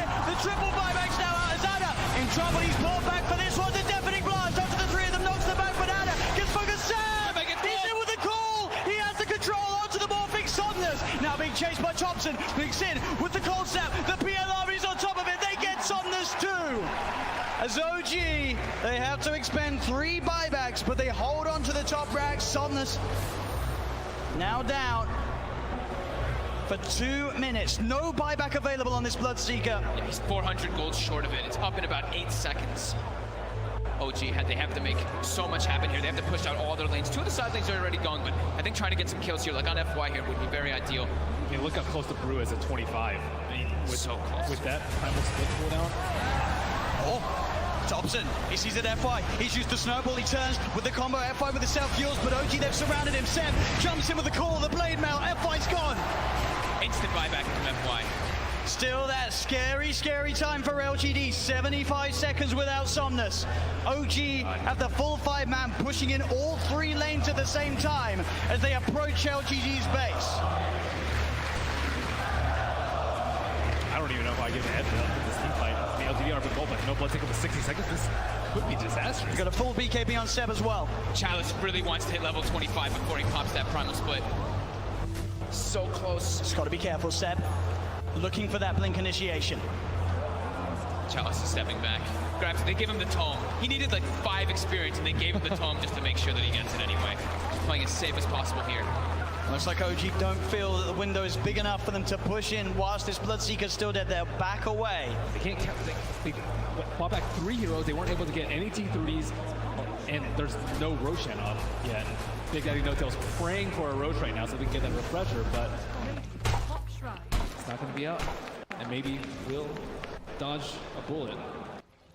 At least they got a good amount of economy off that, right? Yep. It was up to a 15k gold advantage, and they chunked it down to 7. Same thing with experience. So they did get quite a lot out of that one, but they ideally wanted to get at least one of those sets of racks to get some momentum pushing in with those 3 buybacks used. Absolutely, it is this really scary moment of the game now for OG. We're about 5-6 minutes still without those buybacks available. If PSG LGD can find that one team fight, it could be the team fight to win TI in this window of time that they now have presented to themselves. Ana's gone full in for that butterfly too. As they pick up also an Aeon discount Jeremy, so protected in O. DD did spawn, however, was killed.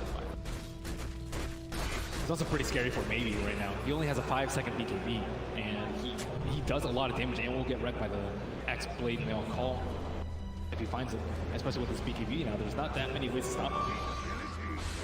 It's just all about FY and Chalice, right? Just either saving or just getting into the midst of the fights and not allowing OG to get the picks. And the spark, it's going to be dispelled. Let's get dispelled. But He's in the trees, they're on the high ground, they've got the vision with the Shiva's covered, Anna's on his way over, they've got the snowball down, there's the Catapult, Seb jumps in, he's able to find the call onto Challenge, but Challenge already got the BKB out, the Sunstride's going to be down onto FY, but FY will survive. Seb pots the BKB, he'll try and stand his grab, but Seb, he's going to go down, no buyback on the axe, as Jarex as well, surrounded by PSG LGD, the Eon Disc will proc, but they'll fight through it. He has to buy back immediately. Look at these creep track by these Force Spirits. On the bottom room, they have no creeps in the mid lane. Sienna still holding on to that buyback on Jarex.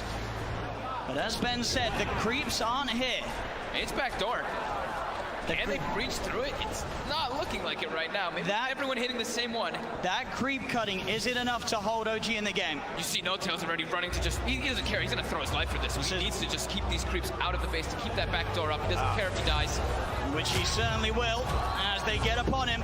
They find his life. 1 minute now without No-Tail and without Seb. Thompson, Anna, and Jarex. The only 3 heroes that can offer their defense during this final minute, this final stand. Jarex is really trying to hold on to his buyback. As Chalice split, of course, up once again. They're finishing off this second set of racks. He's got the Cyclone holding Anna up in the skies. As this rack's on the top lane will fall, the melee rack's gone. PSG LGD playing this carefully. As they'll go down towards the bottom as well. Arme, doppelgangers, he's losing a fair bit of mana as the PL. Still able to shift back into that Morphling if needs be. As OG, they will lose that top racks, but they won't lose the game. PSG LGD are playing it safe. They know how close they are to victory, and they will not throw it away. And they know that the Roche is probably respawning pretty soon, and it actually is up, so that is that refresher shard. They already have pretty much infinite primal splits up anyway, but they feel very confident here. They weren't able to de-ward that ward in the mid lane, so it looks like they are going for a Roche fake out. Check. Anna is on top of X-Nova. The Ghost Step's going to get the set. He's in. The call, the MP, the counter, but FY's in. He's able to get the save off in time to keep this man alive. But he's it up. Chalice is down. Buyback from X-Nova and Chalice. FY with the Invis. Somnus looking to get involved. Pods the BKB to get over the ice roll. They get on top of Seb. Seb's in trouble. Seb's gone. The axe down once again for 90 seconds. As now FY giving them the vision, but they see him. They've got the doppelganger to jump away from the snowball. The snowball over to Thompson. The self-fuels. FY trying to buy time for the rest of LGD to come in. Again, up into the air. Arme straight on top of No-Tail. FY will fall. Arme looking towards No-Tail. No-Tail pops the hand of God, but No-Tail beat it down by Arme and Somnus. Chalice gets the primal split off as Anna. He's been left behind in Thompson. He's got to do something incredible in terms of the combo. Can he find the angle? Jarex coming in, keeping Anna alive. Anna with the doppelganger. The deafening blast comes out onto the 2 of them. Anna trying to go in, looking for the kill. Can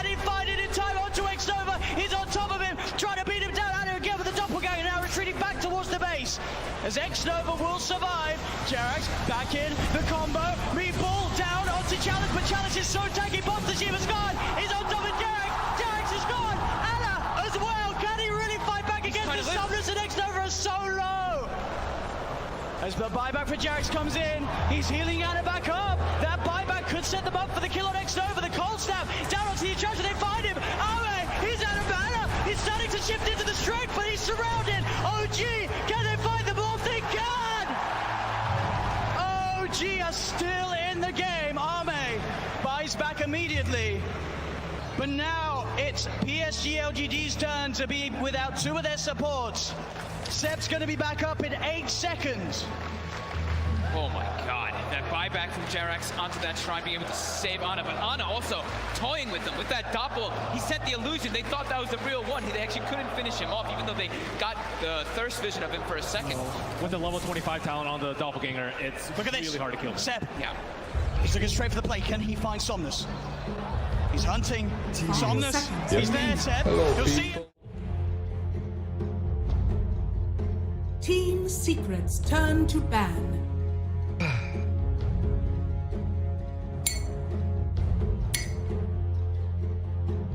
When are we coming to Berlin, Gary? Is it gonna happen ever? Ever again? Really? Feels bad, man. I want 10 to cry. seconds remaining. Just create some tournaments on your own. Berlin Open. 5 seconds remaining. What? You guys had that. Radiant The team last ban. tournament I Team played in Secrets was, I think, turn to Join ban. Dota's MLG. You remember that? Join Dota X MLG, something like that. What happened with it? You guys just died after. Like nothing. Yeah. Wasn't like not a good partnership. Yeah. 10 seconds remaining. 5 seconds remaining.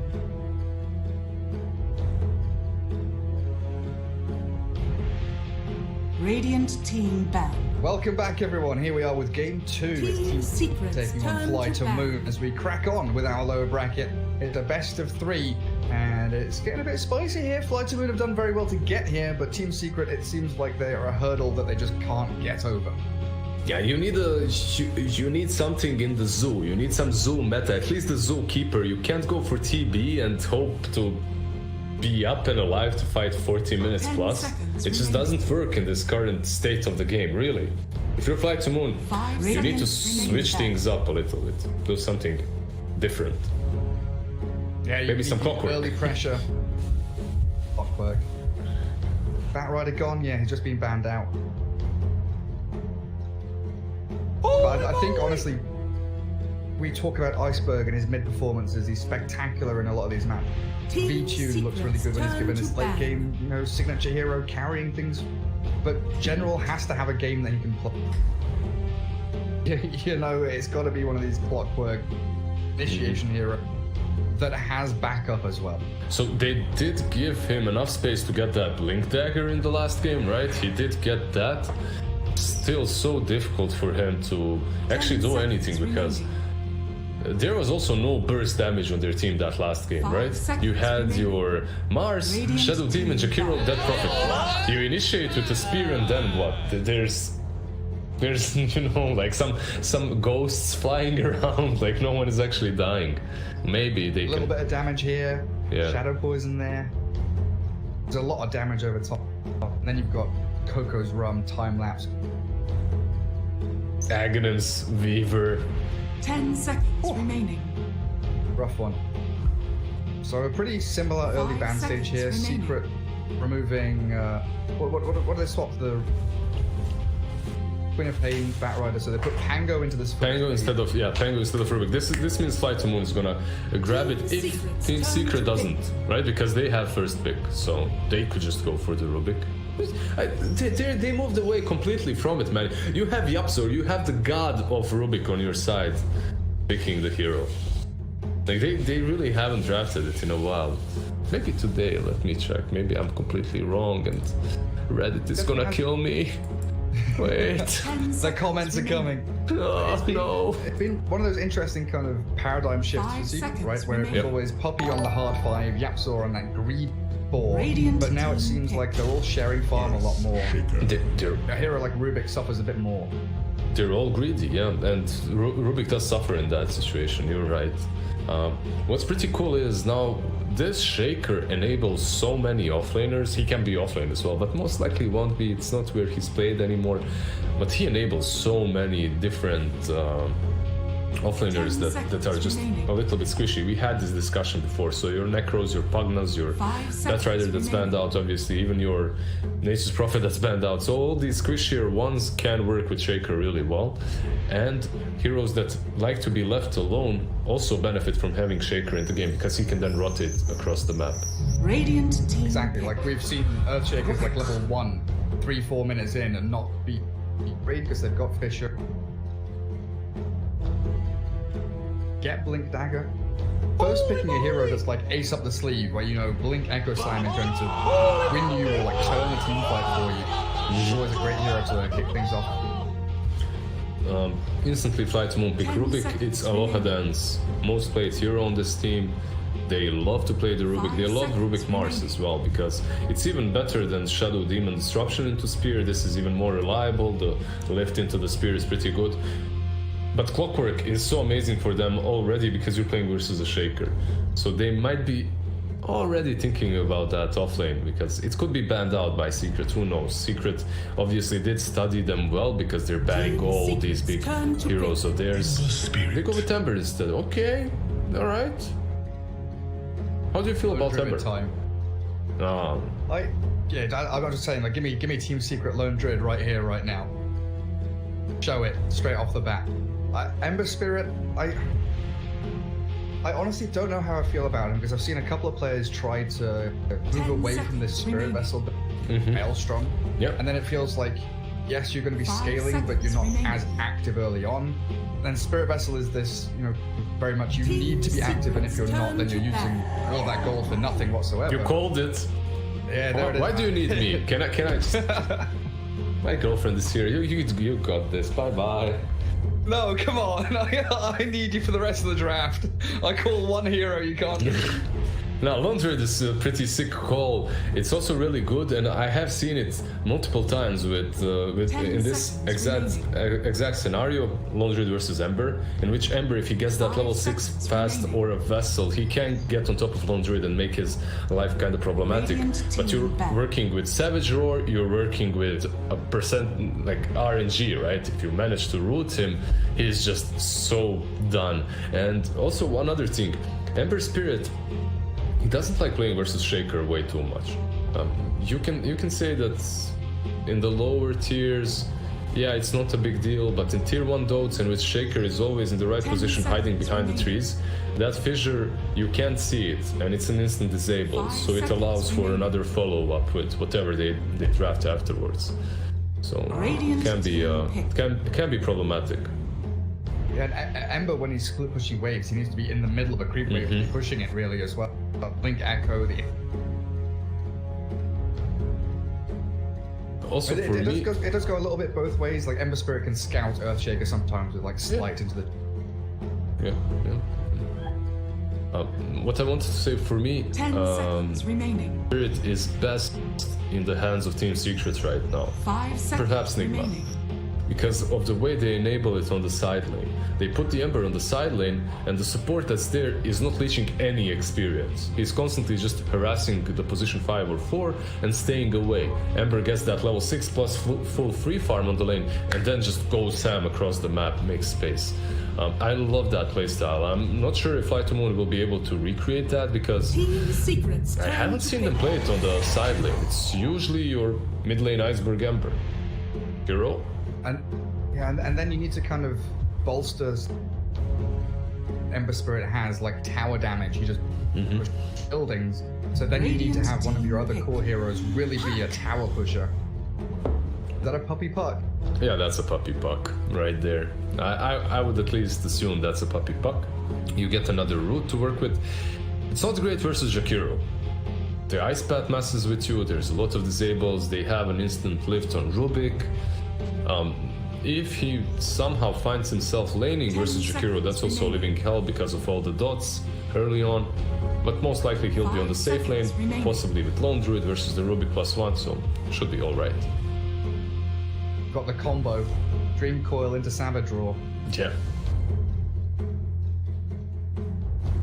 But yeah, when Ember Spirit's picked, I often feel like you're morphling and hit towers, your Lycans, that. Because it's like limits your options, like you can't feel good about going for like a Spectre or some other kind of later game heroes. This is pretty like early, yeah. It's pretty early. It's sick versus Lone Druid. It doesn't really care about the Shaker in the lane. But instantly, you were mentioning Morphling, I just wanted to say how good he is on the other side. You can say that he's a bit on the greedier, you know, spectrum because he's playing with the Lone Druid, but really, you're playing Morphling versus Ember Spirit. You remember that Thompson versus Ember, like Morphling versus Ember, how it went? He just crushed him. You turn into Ember, you Searing Chains him, then you get that E-Blade to work with, and you just delete people. And this is such a sick Morphling game as well. You're playing literally into Ember and Lifestealer. One of them, you're forcing Ember into getting the Vessel, and Lifestealer pretty much never likes playing versus Morphling. You have that, range and kiting potential versus him. You have super high armor and pretty low HP as well. Yep. Lifestealer does a massive amount of value from. I wonder. We've been seeing like 15-minute E-Blades come out of Morphling, so you know, early game hero. What do you pick for General here on Fly to Moon? What's his hero? What's his hero here? Team Secrets. What's sick for them? Like a bait and switch, like General's not going to play Ember, right? That's Iceberg.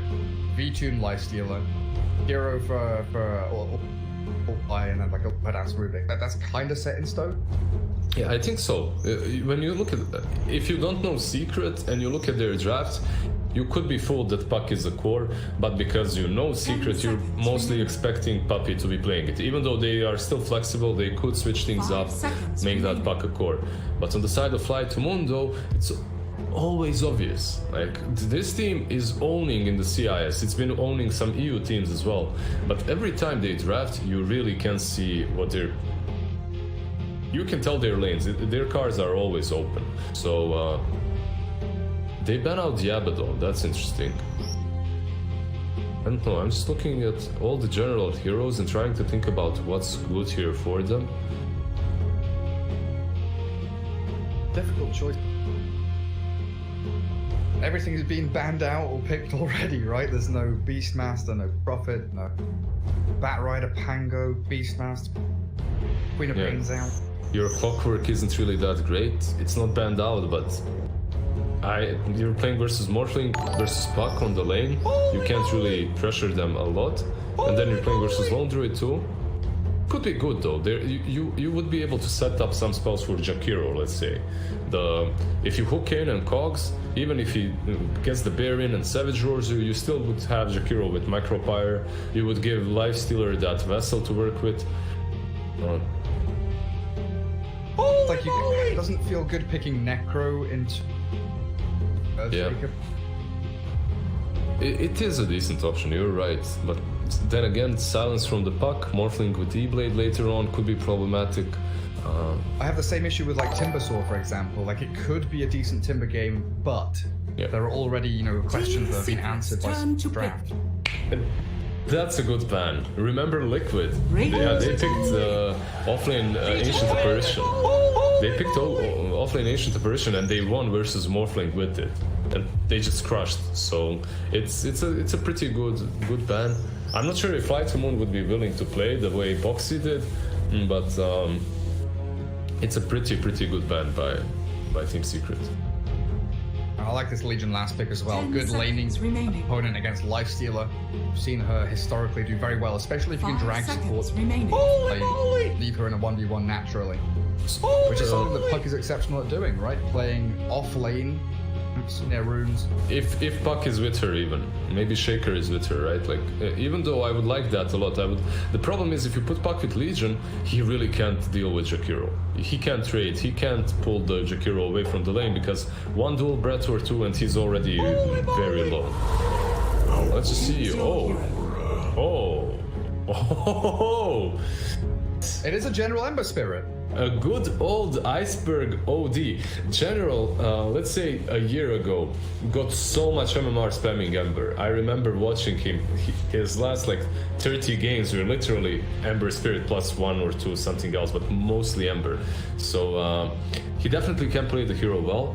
And OD, I'm just thinking, if they put Matu mid lane, it's not going to be that easy for the OD, right? Versus the lone druid, but it is. But it is a not good OD game, right? You have multiple saves. Gave up against this 10 seconds remaining. duel against the neat Morphling. Like Lone Druid and Razor were always like the two heroes where you like snap pick against OD, and you're picking OD into a Lone Druid here from a. It's an Iceberg again, hero. it's this. But again, it's that situation where you get to have that last pick of the draft, and you don't have any good options. You always have to really kind of favor the opponent's side that has put you. You've got backs up against the walls. Yeah. But then again, let me ask you this. You're in the lower bracket. You're playing versus Secret. Even if you're Fly to Moon, you have to prepare something special for them, right? And we haven't seen them play this OD in a really long time. Maybe it's something that Iceberg has been practicing again, something that isn't really picked in pubs, but now he'll show us. Please don't make me look like a fool. Iceberg, do something with OD. Now he's gonna show us how it works. 0-6. He goes like 0-6 in lane, like Lizard. Get it, man. 2 rotations from the Yabzor with fissures. He's done. No, I think you're absolutely right, though. You have to step out of the box a little bit and think, hey, our normal drafting style, our normal pace, and this kind of obvious and open drafting style that we've got that are reading very easily hasn't worked up against Secret because we're just getting out-drafted so hard and outplayed in the lane. So let's see, they are tipping him. Aloha has just tipped OD. So they believe. Hope it's not one of those sarcastic tips, you know, when you start the game and someone picks a hero you don't really like. Oh, that is the thing, right? Because it was like a month ago. I think Lacoste and I were casting an FTM game, and it was that situation again where they had very last pick and they were kind of struggling to find this one hero. And sure, like I don't know this 100%, but it very often feels like, and I've seen a couple of players say it, Iceberg likes to call his hero. He's like, I want to play this. This is good here, and his captain will let him go along with it. And they picked Lina in this game as a last pick, and it kind of looked an okay Lina game. But as heroes spawned and everyone had started moving out of the fountain, 2 or 3 members of his team like always want to fly and low her down. No, not just tipping him, but all chatting. I don't know what my mid laner thinks, but he wanted Lina, and I think it's bad. Like legitimately, like our mid laner is crazy. He wanted to play Lina. It does happen to them a lot, right? And like, look, he's goddamn tattooed all over his, I don't know, body. He's a boxer. He used to be a professional boxer or some shit. If he says he wants Lina, you give the dude the Lina. You don't argue with that, right? Like, are you gonna fight him? No. Give him Lina. End of the story. It has to be said, confidence is a powerful thing in Dota 2. No, that's on these heroes and confident in your own actions. That's a very good point. You know, you can see even on the mini, like let's say some not so great things in the pro scene, but if you're playing a Shaker and you're not confident with that fissure, every time you swing again, you're gonna miss. Every time you swing again, the fissure is going to be on the wrong side because you missed that second. You missed that opportunity. Yeah, hesitation can be the downfall of a lot of players and teams. Kind of learn this, you know, playing sports or playing video games, esports, whatever. But if everyone's on the same page, you know, everyone's doing a poorly planned execution is better than everyone doing different execution.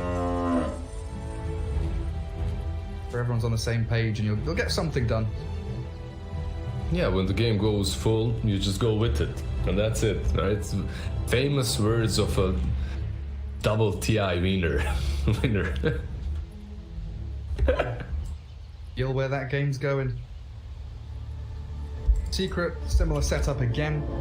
Way up top on the Morphling. Hello, Hadance, Rubik, and General Ember Spirit going to be that off lane for FTM. 30 seconds to battle. To mid, Lone Druid against the Iceberg OD, and then down bottom is that big gathering of heroes. Puppy and Yapsaw, your Puck and Earthshaker with Zai, Legion, Jakiro, and Lifestealer hiding away as well.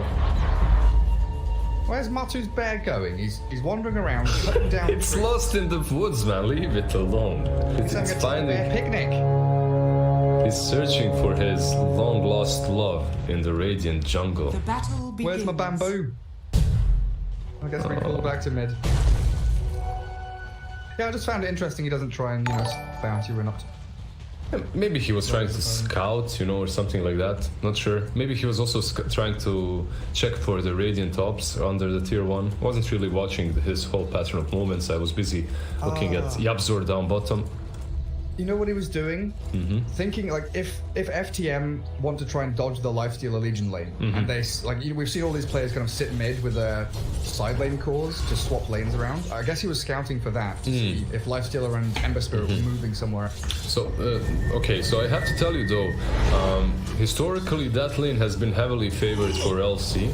It isn't as much anymore.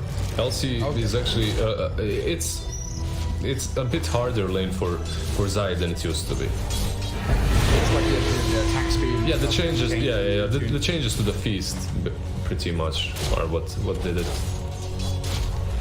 It does take a few levels for LC to kind of get to level 4 or 5 before she starts really pressuring. She wants a high 5 and B2. We'll give it to her. Press the attack there, going to keep her topped up and healthy. She's B2 just constantly clicking the Legion. because of that, she's pretty good versus Jakiro, right? Every spell, just press the attack, you're scot-free, you're fine.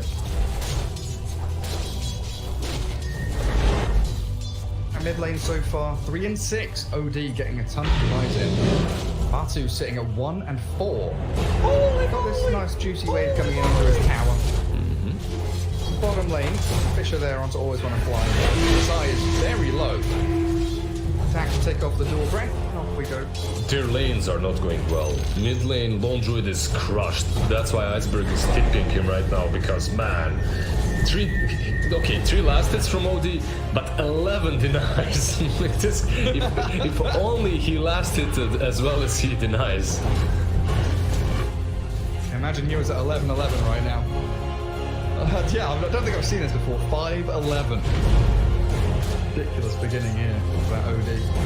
Well, that's really what every OD player wants to do. He just wants to make your life hell. He doesn't really care if he's gonna win or not, as long as he makes you miserable. Oh, It is. wait. First blood on Nisha was Slight Chains, Fade Bolt, and Lift. Did he not morph there? What happened? I thought he... I looked away even. I saw them go on him, and then I looked away. I was like, he's fine. He's gonna morph and just... Alright. Fire morph. Should have been okay, but he wasn't. Happens? I think. You're saying this all compounds that issue, right? Issue for Secret anyway. It's great for FTM getting that early laning stage start. General, 19 last hits. This is a position 1 Ember Spirit from the off lane. Yeah, and this Ember Spirit can afford to go for a Vessel, because he is the real position 3, right? So his job is to get the Vessel in this game. Bottom lane. Zai, helped out by the double Fisher. V-Tune back into the trees to salve up, but always want to fly. He's been left here isolated. They need a few more punches. Capture on Zai, not quite with enough finally. The boots advantage will be able to chase him down. Yaps are always in the right position to help you out with some of those fissure blocks. He was creep skipping before as well, giving farm to Zai. And he has another fissure here. Oh. They're trying for it. V-Tune, he cuts into the trees, does get a bit of distance, but Zai with that moment of courage proc, level 2. Through, finds the Lifestealer. So this is a massive amount of experience and gold being wasted as well. Yeah, but look at these waves. 3 waves coming in. Jakiro's happy, but Lifestealer is definitely not. Yeah, he missed like 3 range creeps here. He didn't get a lot of experience. But yeah, always want to fly the highest level in his life at the 4th minute mark. He's having a blast. Level 4. 4 minutes 20. Always want to fly. Hits level 4. Beautiful stuff. Mid lane. There's the Fisher from Yapzor, trying to alleviate the pressure that Matu's been facing. Astral is on cooldown. That Fairy Fire is only going to buy you so much time. He tried to imagine the fissure away, you know. Didn't work the first time, moves again into it. Hopes that it's going to disappear, but yeah. He turns around and loses vision of it. It's like, okay, if I turn around now, it'll be gone. Yeah, very good rotations from Yapzor so far. This guy is a blast to watch on his shaker. Just always makes the right moves. General top. Very low. He's just there with that waveform adaptive strike, but boots on general gets him enough distance. Doesn't even have to go back in shot. He needs to be careful instead. We'll morph this time. Then, you know, we start looking back towards mid lane, where bottom lane they're going for it. No, it's fine, it's fine. Yapzor getting out there. But yeah, the CS mid lane now is very close. Matsumaman, I think, has been a little bit irritated by all the denies, so while Iceberg was dead, he went on a deny spree. Therapeutic deny spree, right there. Yeah. Has been killed. Another curious snipe. Yapzor on the money yet again. Do you think we're all a little bit, you know, hurt for the future generations because of all the denies that we have suffered on the mid lane? Like, do you have any problems because of that? Do you have bad dreams from all the losses that you suffered on mid? You know what used to be worse was like a Shadow Demon or OD when you astral someone and you get no experience when you deny creeps. Oh man, oh please no. Those were the garbage times, man. Those are the times I have nightmares about. Sniper Troll Juggernaut picked every game. OD can astral and deny 100% XP. What about Laser from Tinker? Do you enjoy that? Do you like Laser? Let's talk about all the things you hate. Now, I used to be the quintessential mid laner, toxic ego. Iceberg? Oh yeah, he's been caught by the Fisher. Astral, not sure what's happened there, but he's been trapped up with the bear. H still seems fine to turn around. Force away from the mid lane and the rotation from Jakiro to help.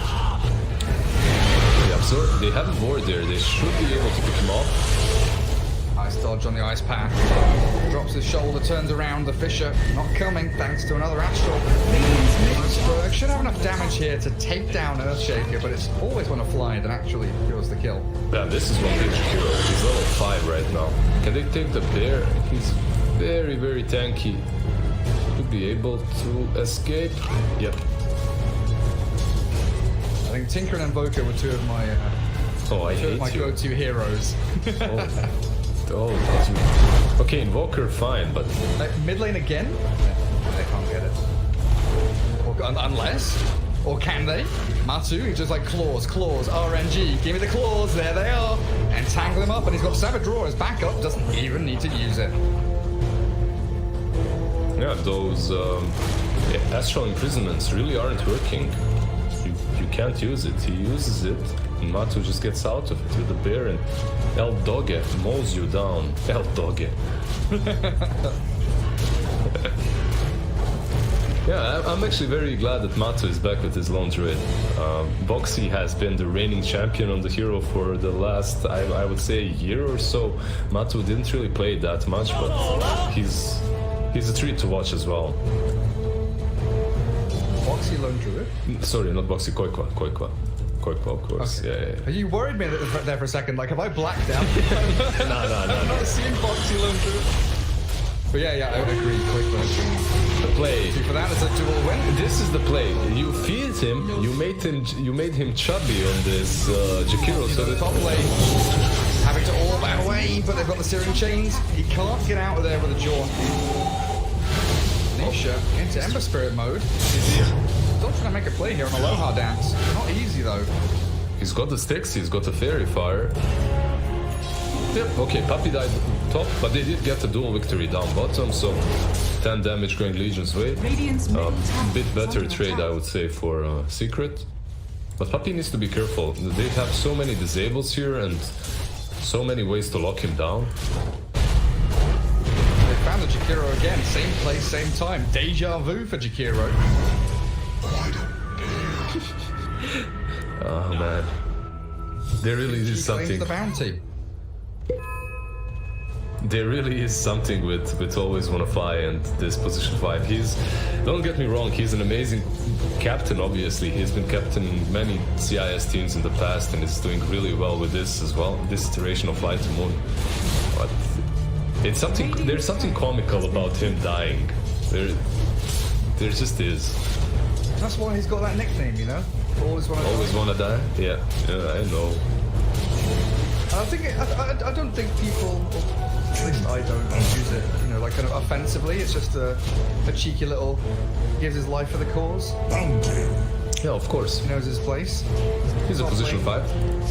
Oh, He missed it twice. White got the courier. He missed uphill on that courier twice, did he? For it, it's Puppey and Nisha. Magic burst damage galore. Mid lane, Always Wanna Fly or fly this time. He's fine. He had that Macropyre going for him as well. And this is kind of... Oh no. Oh, the bear is coming. Just wants to buy boots. Bear, let him buy boots, please. Always Wanna Fly is 70 gold away. Damn, that bear actually dropped really low.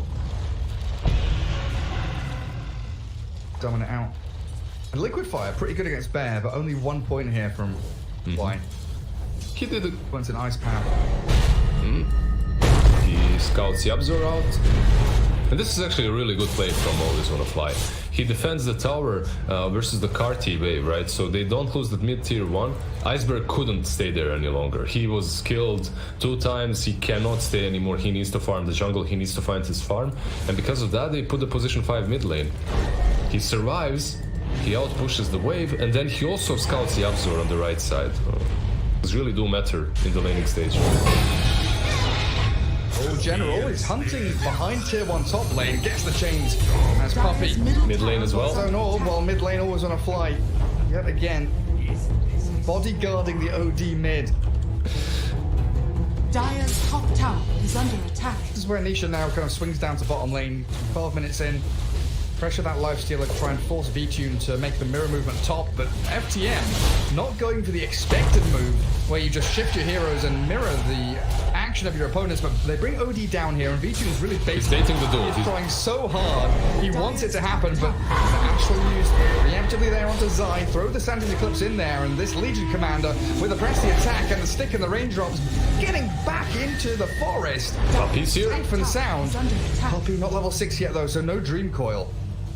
And Yapzor's Earthshaker in the shadows, lurking towards that top part of the fight. Mid lane. And not able to get in while mid lane Aloha Dance. There are the roots, the entangling claws connect. And Matu claims his mega kill streak. Aloha Dance actually had a pretty neat play there with stealing the Savage Roar and managing to catch both Matu and the bear with it. But Mask of Madness gives, and Phase Boots obviously, you just have so much movement speed. You get on top of Rubik again, 1 entangle was enough. This build from Matu, did you check it? So it's quite ordinary, everyone is doing it. The Mask of Madness into Desolator. That's what allows you to pick Lone Druid and Morphling, because you're just so active early on as Lone Druid. You're not AFK for 20 minutes waiting your Radiance, you're just constantly creating pressure. Yeah, it's why I feel Necro has become such a popular item, especially for like even position 3, Queen of Pain, Tusk, whoever now.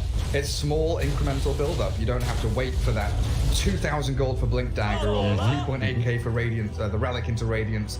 It is like, I'm going to buy a little bit of this belt, I'm going to buy a recipe, and then we've got an item, and it's just a high-impact item. And more to your point, Sage's Mask was the best possible way to get mana in the last few patches. It was... That's exactly who it is, or who it was. Okay, so Stone left. So usually, if he feeds, you know, if this happens, it's fine. But he needs to be careful this game. He is playing versus a Legion commander, right? So all these deaths might bite him in the ass later on, as Legion commander has 20 dual damage already. Radiant structures are fortified. Team Secret bringing pretty hefty numbers mid. A double damage Morphling. Dire's bottom Kind of tower wanted is to go under for that attack. tier 1 mid lane, but instead we'll just more efficiently farm the jungle. He's actually Left going. Puck top to just defend that top tier 2. Puck needs to be careful. There is a general lurking. If he uses that orb offensively, he misses the chains. Barely though. That phase shift was just on time. Legion commander looking for another duel. Popping raindrops on her way through this bottom lane.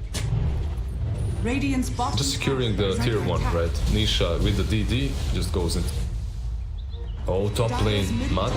Yeah. I should be able to get him right. He doesn't have a defensive remnant out there, but a TP duel. The press, Oh, it is managed to continue his streak, but Zai gets another win. the attack on the bear is so sick. That bear gets such a crazy amount of attack speed. Ember disappeared there. And we are really quickly getting to that period of the game where you mentioned that Deso Mom on the bear is going to be hitting, but you've also got Zai, who... Wait, does he have... Is that a Blade Mail coming, or is it Yeah. Helm of the Dominator? No, it's Helm of the Dominator. Sick. So you've got a Helm, you're going to have Deso Mom, you're going to have, you know, this double brace of Puck being tanky, elusive, and annoying. This Manta Morphling diving tier 1, finding Aloha Dance.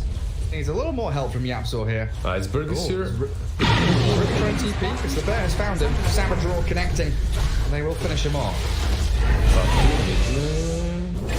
Yeah, Iceberg finding him. So this Helm of Dominate, I've seen a couple of players in EU that buy a vessel on Legion Commander and spam games with her like that, and I've seen a couple that go the Dominator. Not too many though. Dominator in this game is fine because of the aura, really. The aura is pretty good, and if you get something like an Ogre Frost Mage, obviously it helps quite a lot versus a Life Stealer, so that's kind of cool. Give that bear some more damage. Catching out Nisha's Morphling is very difficult to bring down, though, even with Iceberg whacking away at him. For a retreat now, even with Ice Path follow through. Morphling is considered softly countered by the OD, right? So if Iceberg does find his farm, this game can become a bit complicated for Nisha. The bear's being focused. Open wounds and macropire that kill off Matumba Man's little pet. Really, if you think about these cores, usually the Life Stealer is considered to be one of the better ones versus Lone Druid, and OD is considered one of the best versus Morphling, right? So they're not really in the meta as hard as Lone Druid is and as hard as Morphling is, but if the game is right for them, they can definitely do the work. Big worry for both of them is going to be this Yapzor Blink Dagger, which is ready now. Is under attack. Blink Echo Slam, it's going to be coming. I wouldn't be surprised to see Secret really smoke up and start gathering together to make plays. FTM are trying something top. 3 heroes are there looking for tier 2. But Puppy is continually just shoving out wave with that level 4 orb. Dire's top tower is under attack. That's where all his farm usually comes from. He also has 2 bracers, so he's not really Zai bottom lane. Aloha Dance. Yeah, they've been hunting for this one for a while. Secret straight onto the Rubik. The TP from OD, he cancels it, doesn't want to complete. Secondary TP also. But this is pretty much telling Secret the tier 2 is theirs. Radiant For sure, they don't have to back off. If they cancel 2 ports, they have absolutely no ways of defending this tier 2. The only question is, do they want to run mid or top to set up for the next fight? Radiant's bottom tower. Really for General, he's gone in behind that tier 1. finished up. They invest inside. General is still trying to play around and find the puck kill as they do bomb out with the Lifestealer. But Rage on cooldown now as Zai sprinting forward. Doesn't have duel for another 7 seconds. Yamsor! Path again with a blink echo. Yamsor utilizing that iron pickup beautifully as they continue hunting for more targets. 2 down and the third one should be General. Cooldown on Remnants. 10 seconds to go, but he's slipped away through the trees. They don't get him. Still a great debut of that blink from Yamsor. Iceberg, Aghanis. Oh, that's a good duel from Zai. Can't get him, but because of that, Nisha is safe. They might get 2 kills, even if it's not a dual win. Nisha gets hit by the Eclipse, but this Morphling Manta jumping forward into OD mode. Might try and Astral himself and press the attack. Keeps him healthy as the Bear arriving now for the backstab into the Rubik. A little hard as he makes a little buddy of his own, but it is a slaughterhouse here as Team Secret destroying Fly to Moon over in this top lane, and they've got a full long lane of towers to go and collect. I didn't see a Rubik steal Bear in a really long time. That looked so stupid. He just summons the Bear and dies with him instantly. Good play by Zai. That duel there on the OD was really necessary. If he didn't do it, there's an Ags on OD. They were in real danger. There was an opportunity for Ember with the Vessel and the OD with Ags to really take Nisha out of the game. So good play. Man, if But they got all there. Sorry, they got all there. They got all their big items. You have an MKB, you have the MKB on El Doge, you have the Blink Dagger on Earthshaker. You're just ready to fight. Yeah. If that DD had been picked up by Morphling, this Roshan would be much faster. FTM, they've got to know this is happening. They scan, but it is all too late. Roshan is down. Aegis there as a good block. Does block the Lifestealer down. He invests into the Helm Creep. The Ogre gets blown up, and the V-Tune gets duel. The Lifestealers walk too far forward. You do not run down staircases alone like that. And the Dream Coil from Poppy, catch him. Ember Spirit, he's leashed. He can't get away from this. He's chain stunned, but no, not quite. They will fisher him off to the left-hand side, and the final little orb adaptive strike, but the gap close not quite there from Team Secret. Even if Matuma Man is still giving chase, won't be able to breach high ground to find him.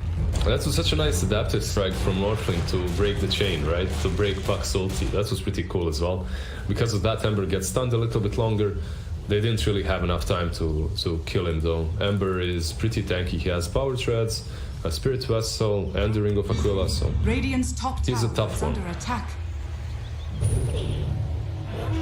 Radiant structures are fortified. This Bear just destroys buildings. Ember. Yeah. He is incredibly low. He's still going to go with a slide chain, but a blink echo from Yamsor only catching always on a fly because of that slide of fits from General. And the duel from Zai. Yes, V-Tune's in there, but he's healthy. He can turn to fight against Nisha while Yamsor falls. FTM holding their line and making sure the high ground isn't breached, but they're also low and running out of resources. But so are Team Secret. The Bear very aggressively moving on to the OD, but Ascending Eclipse will clear through Zai, and the Lifestealer's back into the fight with a 3-man Dream Call, but the Silence as well. That waiting rip's beautiful from Puppy. Ice path onto Nisha, but he's got Aegis and Manta to slip himself out of danger as the Bear returns for round 3 of this fight. He's so low and cleared up by the slight. General gets the job done. But Superman needs to get out of here now. He might lose a second Bear, but he roots up the Rubik, and Morphling comes back in. This fight really has been extended by Secret for so long, and Matuma Man barely getting out that true fall. Tons of HP remaining. And a move up to high ground. Being shooting, but always on a fly. And now General, he wants the 2-man slide chains. He needs to wait a second. Remnant forwards into the ice path. He misses out on the chains there on the Morphling, but he still gets Matu very low as he just gets popped. But Yamsor's coming in. The Fisher block. Lifestealer can't keep giving chase to the Savage Roar, and Yamsor jumps forward. The perfect enchant totem, and V-Tune is done for. He's rooted and caught between 3 painful Secret heroes. Boom, dismantled by Secret's outplays. Always on a fight. He bought back for this, but he's gonna live. At least he moves back. Yeah, you said it perfectly well. They were dismantled. Fly to Moon, they have so many spells. Oh, hold that. It's not done yet. It's not done yet. Fisher's there, wants always on a fly. Puppey and Nisha still toying with the idea of continuing the fight, but now Nisha might have overstepped. The Wailing Rift again. Puppey buying so much time and space. So Morphling's still in the Astral and the Ice Path. Fisher, it's great onto 2. Can the Morph get out of this one though? Waveform, no. They've got the root, the stolen Dream Coil, but in comes Zion, looking for the duel, looking for the Entangle as well, and they catch out the OD. No duel though, thanks to a stun, but Puppey keeps on going. Another sick Fisher block. A double for Matsu, but Yapzor with Puppey are hunting and dueling. Zai looking for a low hard dance, but not quite finding it. The big bad bear, hungry for blood, infest, and then sprint towards the lone druid. Lift, cancel, find the press the attack, and the jump again. Puppey is relentless with his initiations, and Yapzor is gorgeous from him onto the 2 primary targets he needed. They're not dead, but this is close to over. Yapzor and Zai, they are pretty deep here now. Shadow Hammer to hide him with a double vanish. Bear needs to do a lot of work now. They want a Fisher. Yapzor has it ready in a second. Wait for the rage to expire. Look for the OD. What's he going to aim for? He's thinking about it, and it will be Iceberg. 1 Astral is all he has left. Pushed over the Fisher by the adaptive strike. Yapzor can't keep the chain stuns going. What is happening in these fights? Matumaman is behind tier 3s. He's entangling claws, and a Dream Coil does catch General, but Lifesteal is still shredding through the bear. Astral's there from Iceberg as well, saving up the Ember Spirit, and Matsu has been left to Savage Roar and try and escape from danger. Ulti. He's eclipse being pinged. General's like, the why? tips. You didn't need to do that. The tips. Are you alive, Garrett? Are you fine, dude? Do you need a drink? What is happening? That fight started around the 20th minute mark, and now it's 25. You were literally play-by-playing for 5 minutes almost. Man, that was insane. The reason why Fly to Moon is able to sustain themselves so long, not always wanna fly, is because they have not a mech, not anything like that, but they have the OD with the Astral Imprisonment to save targets constantly multiple times because of the Aghanims build. Even though he's not really farmed, he just has the Aghanims.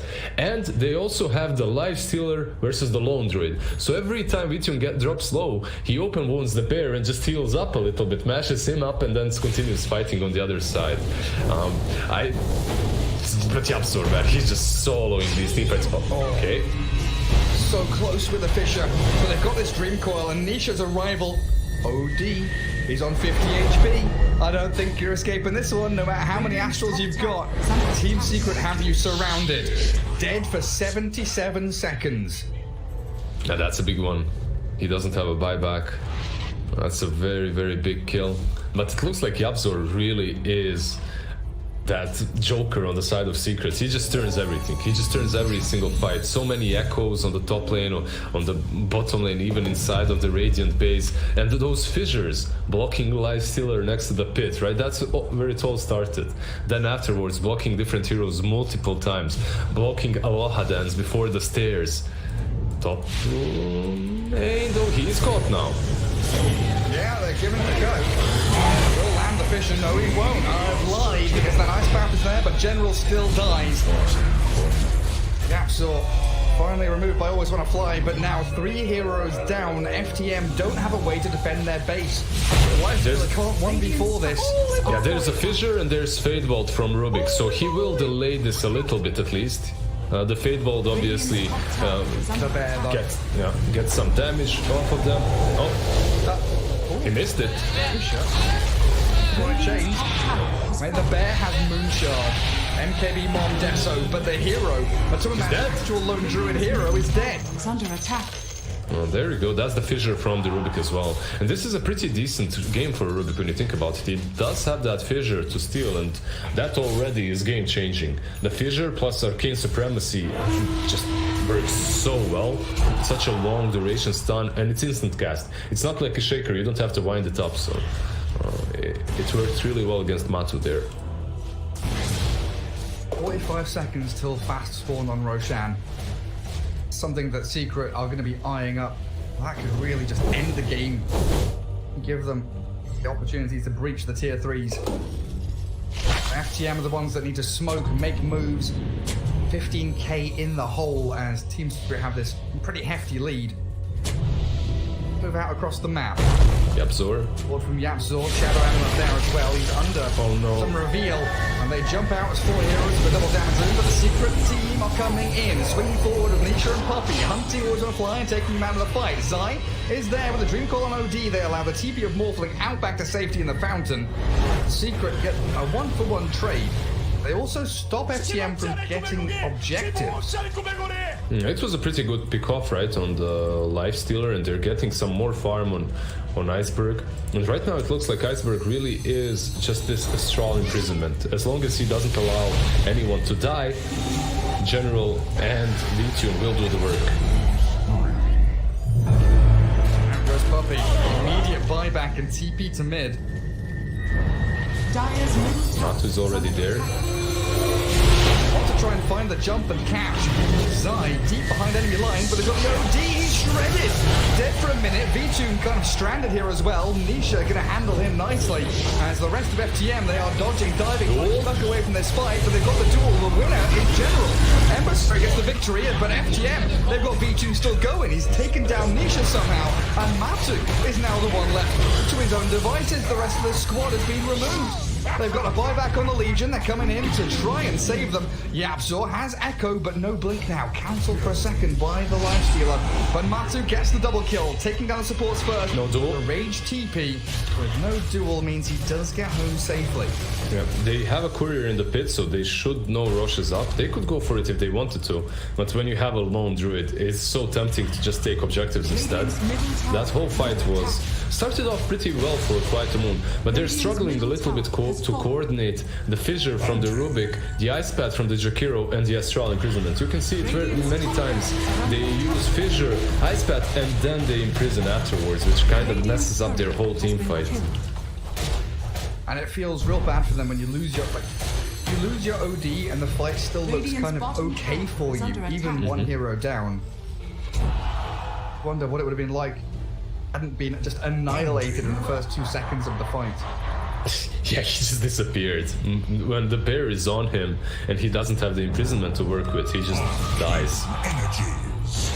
But if he's able to use this imprisonment in a way in which he just messes up the coordination on the side of Secret, like he imprisons the LC while she's dueling, or deletes Matumba Man from the game, he's already useful. Another smoke. FTM want to try and break the mold here, but smoke pops and Ward spotted. Secret no. Placed down by Ward on a fly. The bear backstabbing and a Fissure there. 1-2. The Dream Coil only catching Jakiro. It might just be always on a fly being ditched by his squad, but Astrals do buy time. Slow down the Matu bear. Keep always on a fly alive for now. They press the attack the bear, and Superman's still looking to turn and fight. The buyback from always on a fly as they want to secure this Roshan fight. It is high priority. It is absolutely vital that FTM do not give Roshan here to Secret. Does he have a... Okay, he does have a bear to resummon, so... It's still difficult a little bit for Secret now to commit into this fight, because they're aware that they only have one bear, right? And you are always... okay, they smoke up, they're gonna go for it. They know there's... backs are there on the side of Fight Moon. Earthshaker. Yeah. That's it. No, the Earthshaker is the only hero in the game. Only hero in the game. Just about to bring that up. Damn. OD will have one in like 5 seconds. Like as his timer starts to run out. There's a double damage rune on the bottom lane. It looks like General will scout it out. But they need to be careful, always on a fly. He's going towards them. Oh no, not again. Jackie boy, astraling the Morphling. But what can you do to stop him from maneuvering? He's already got his attribute shift off. B-Tune trying to go wild onto Nisha here, but again, yes, you've got a DD rune, but you've been controlled up, you've been left alone here by your team.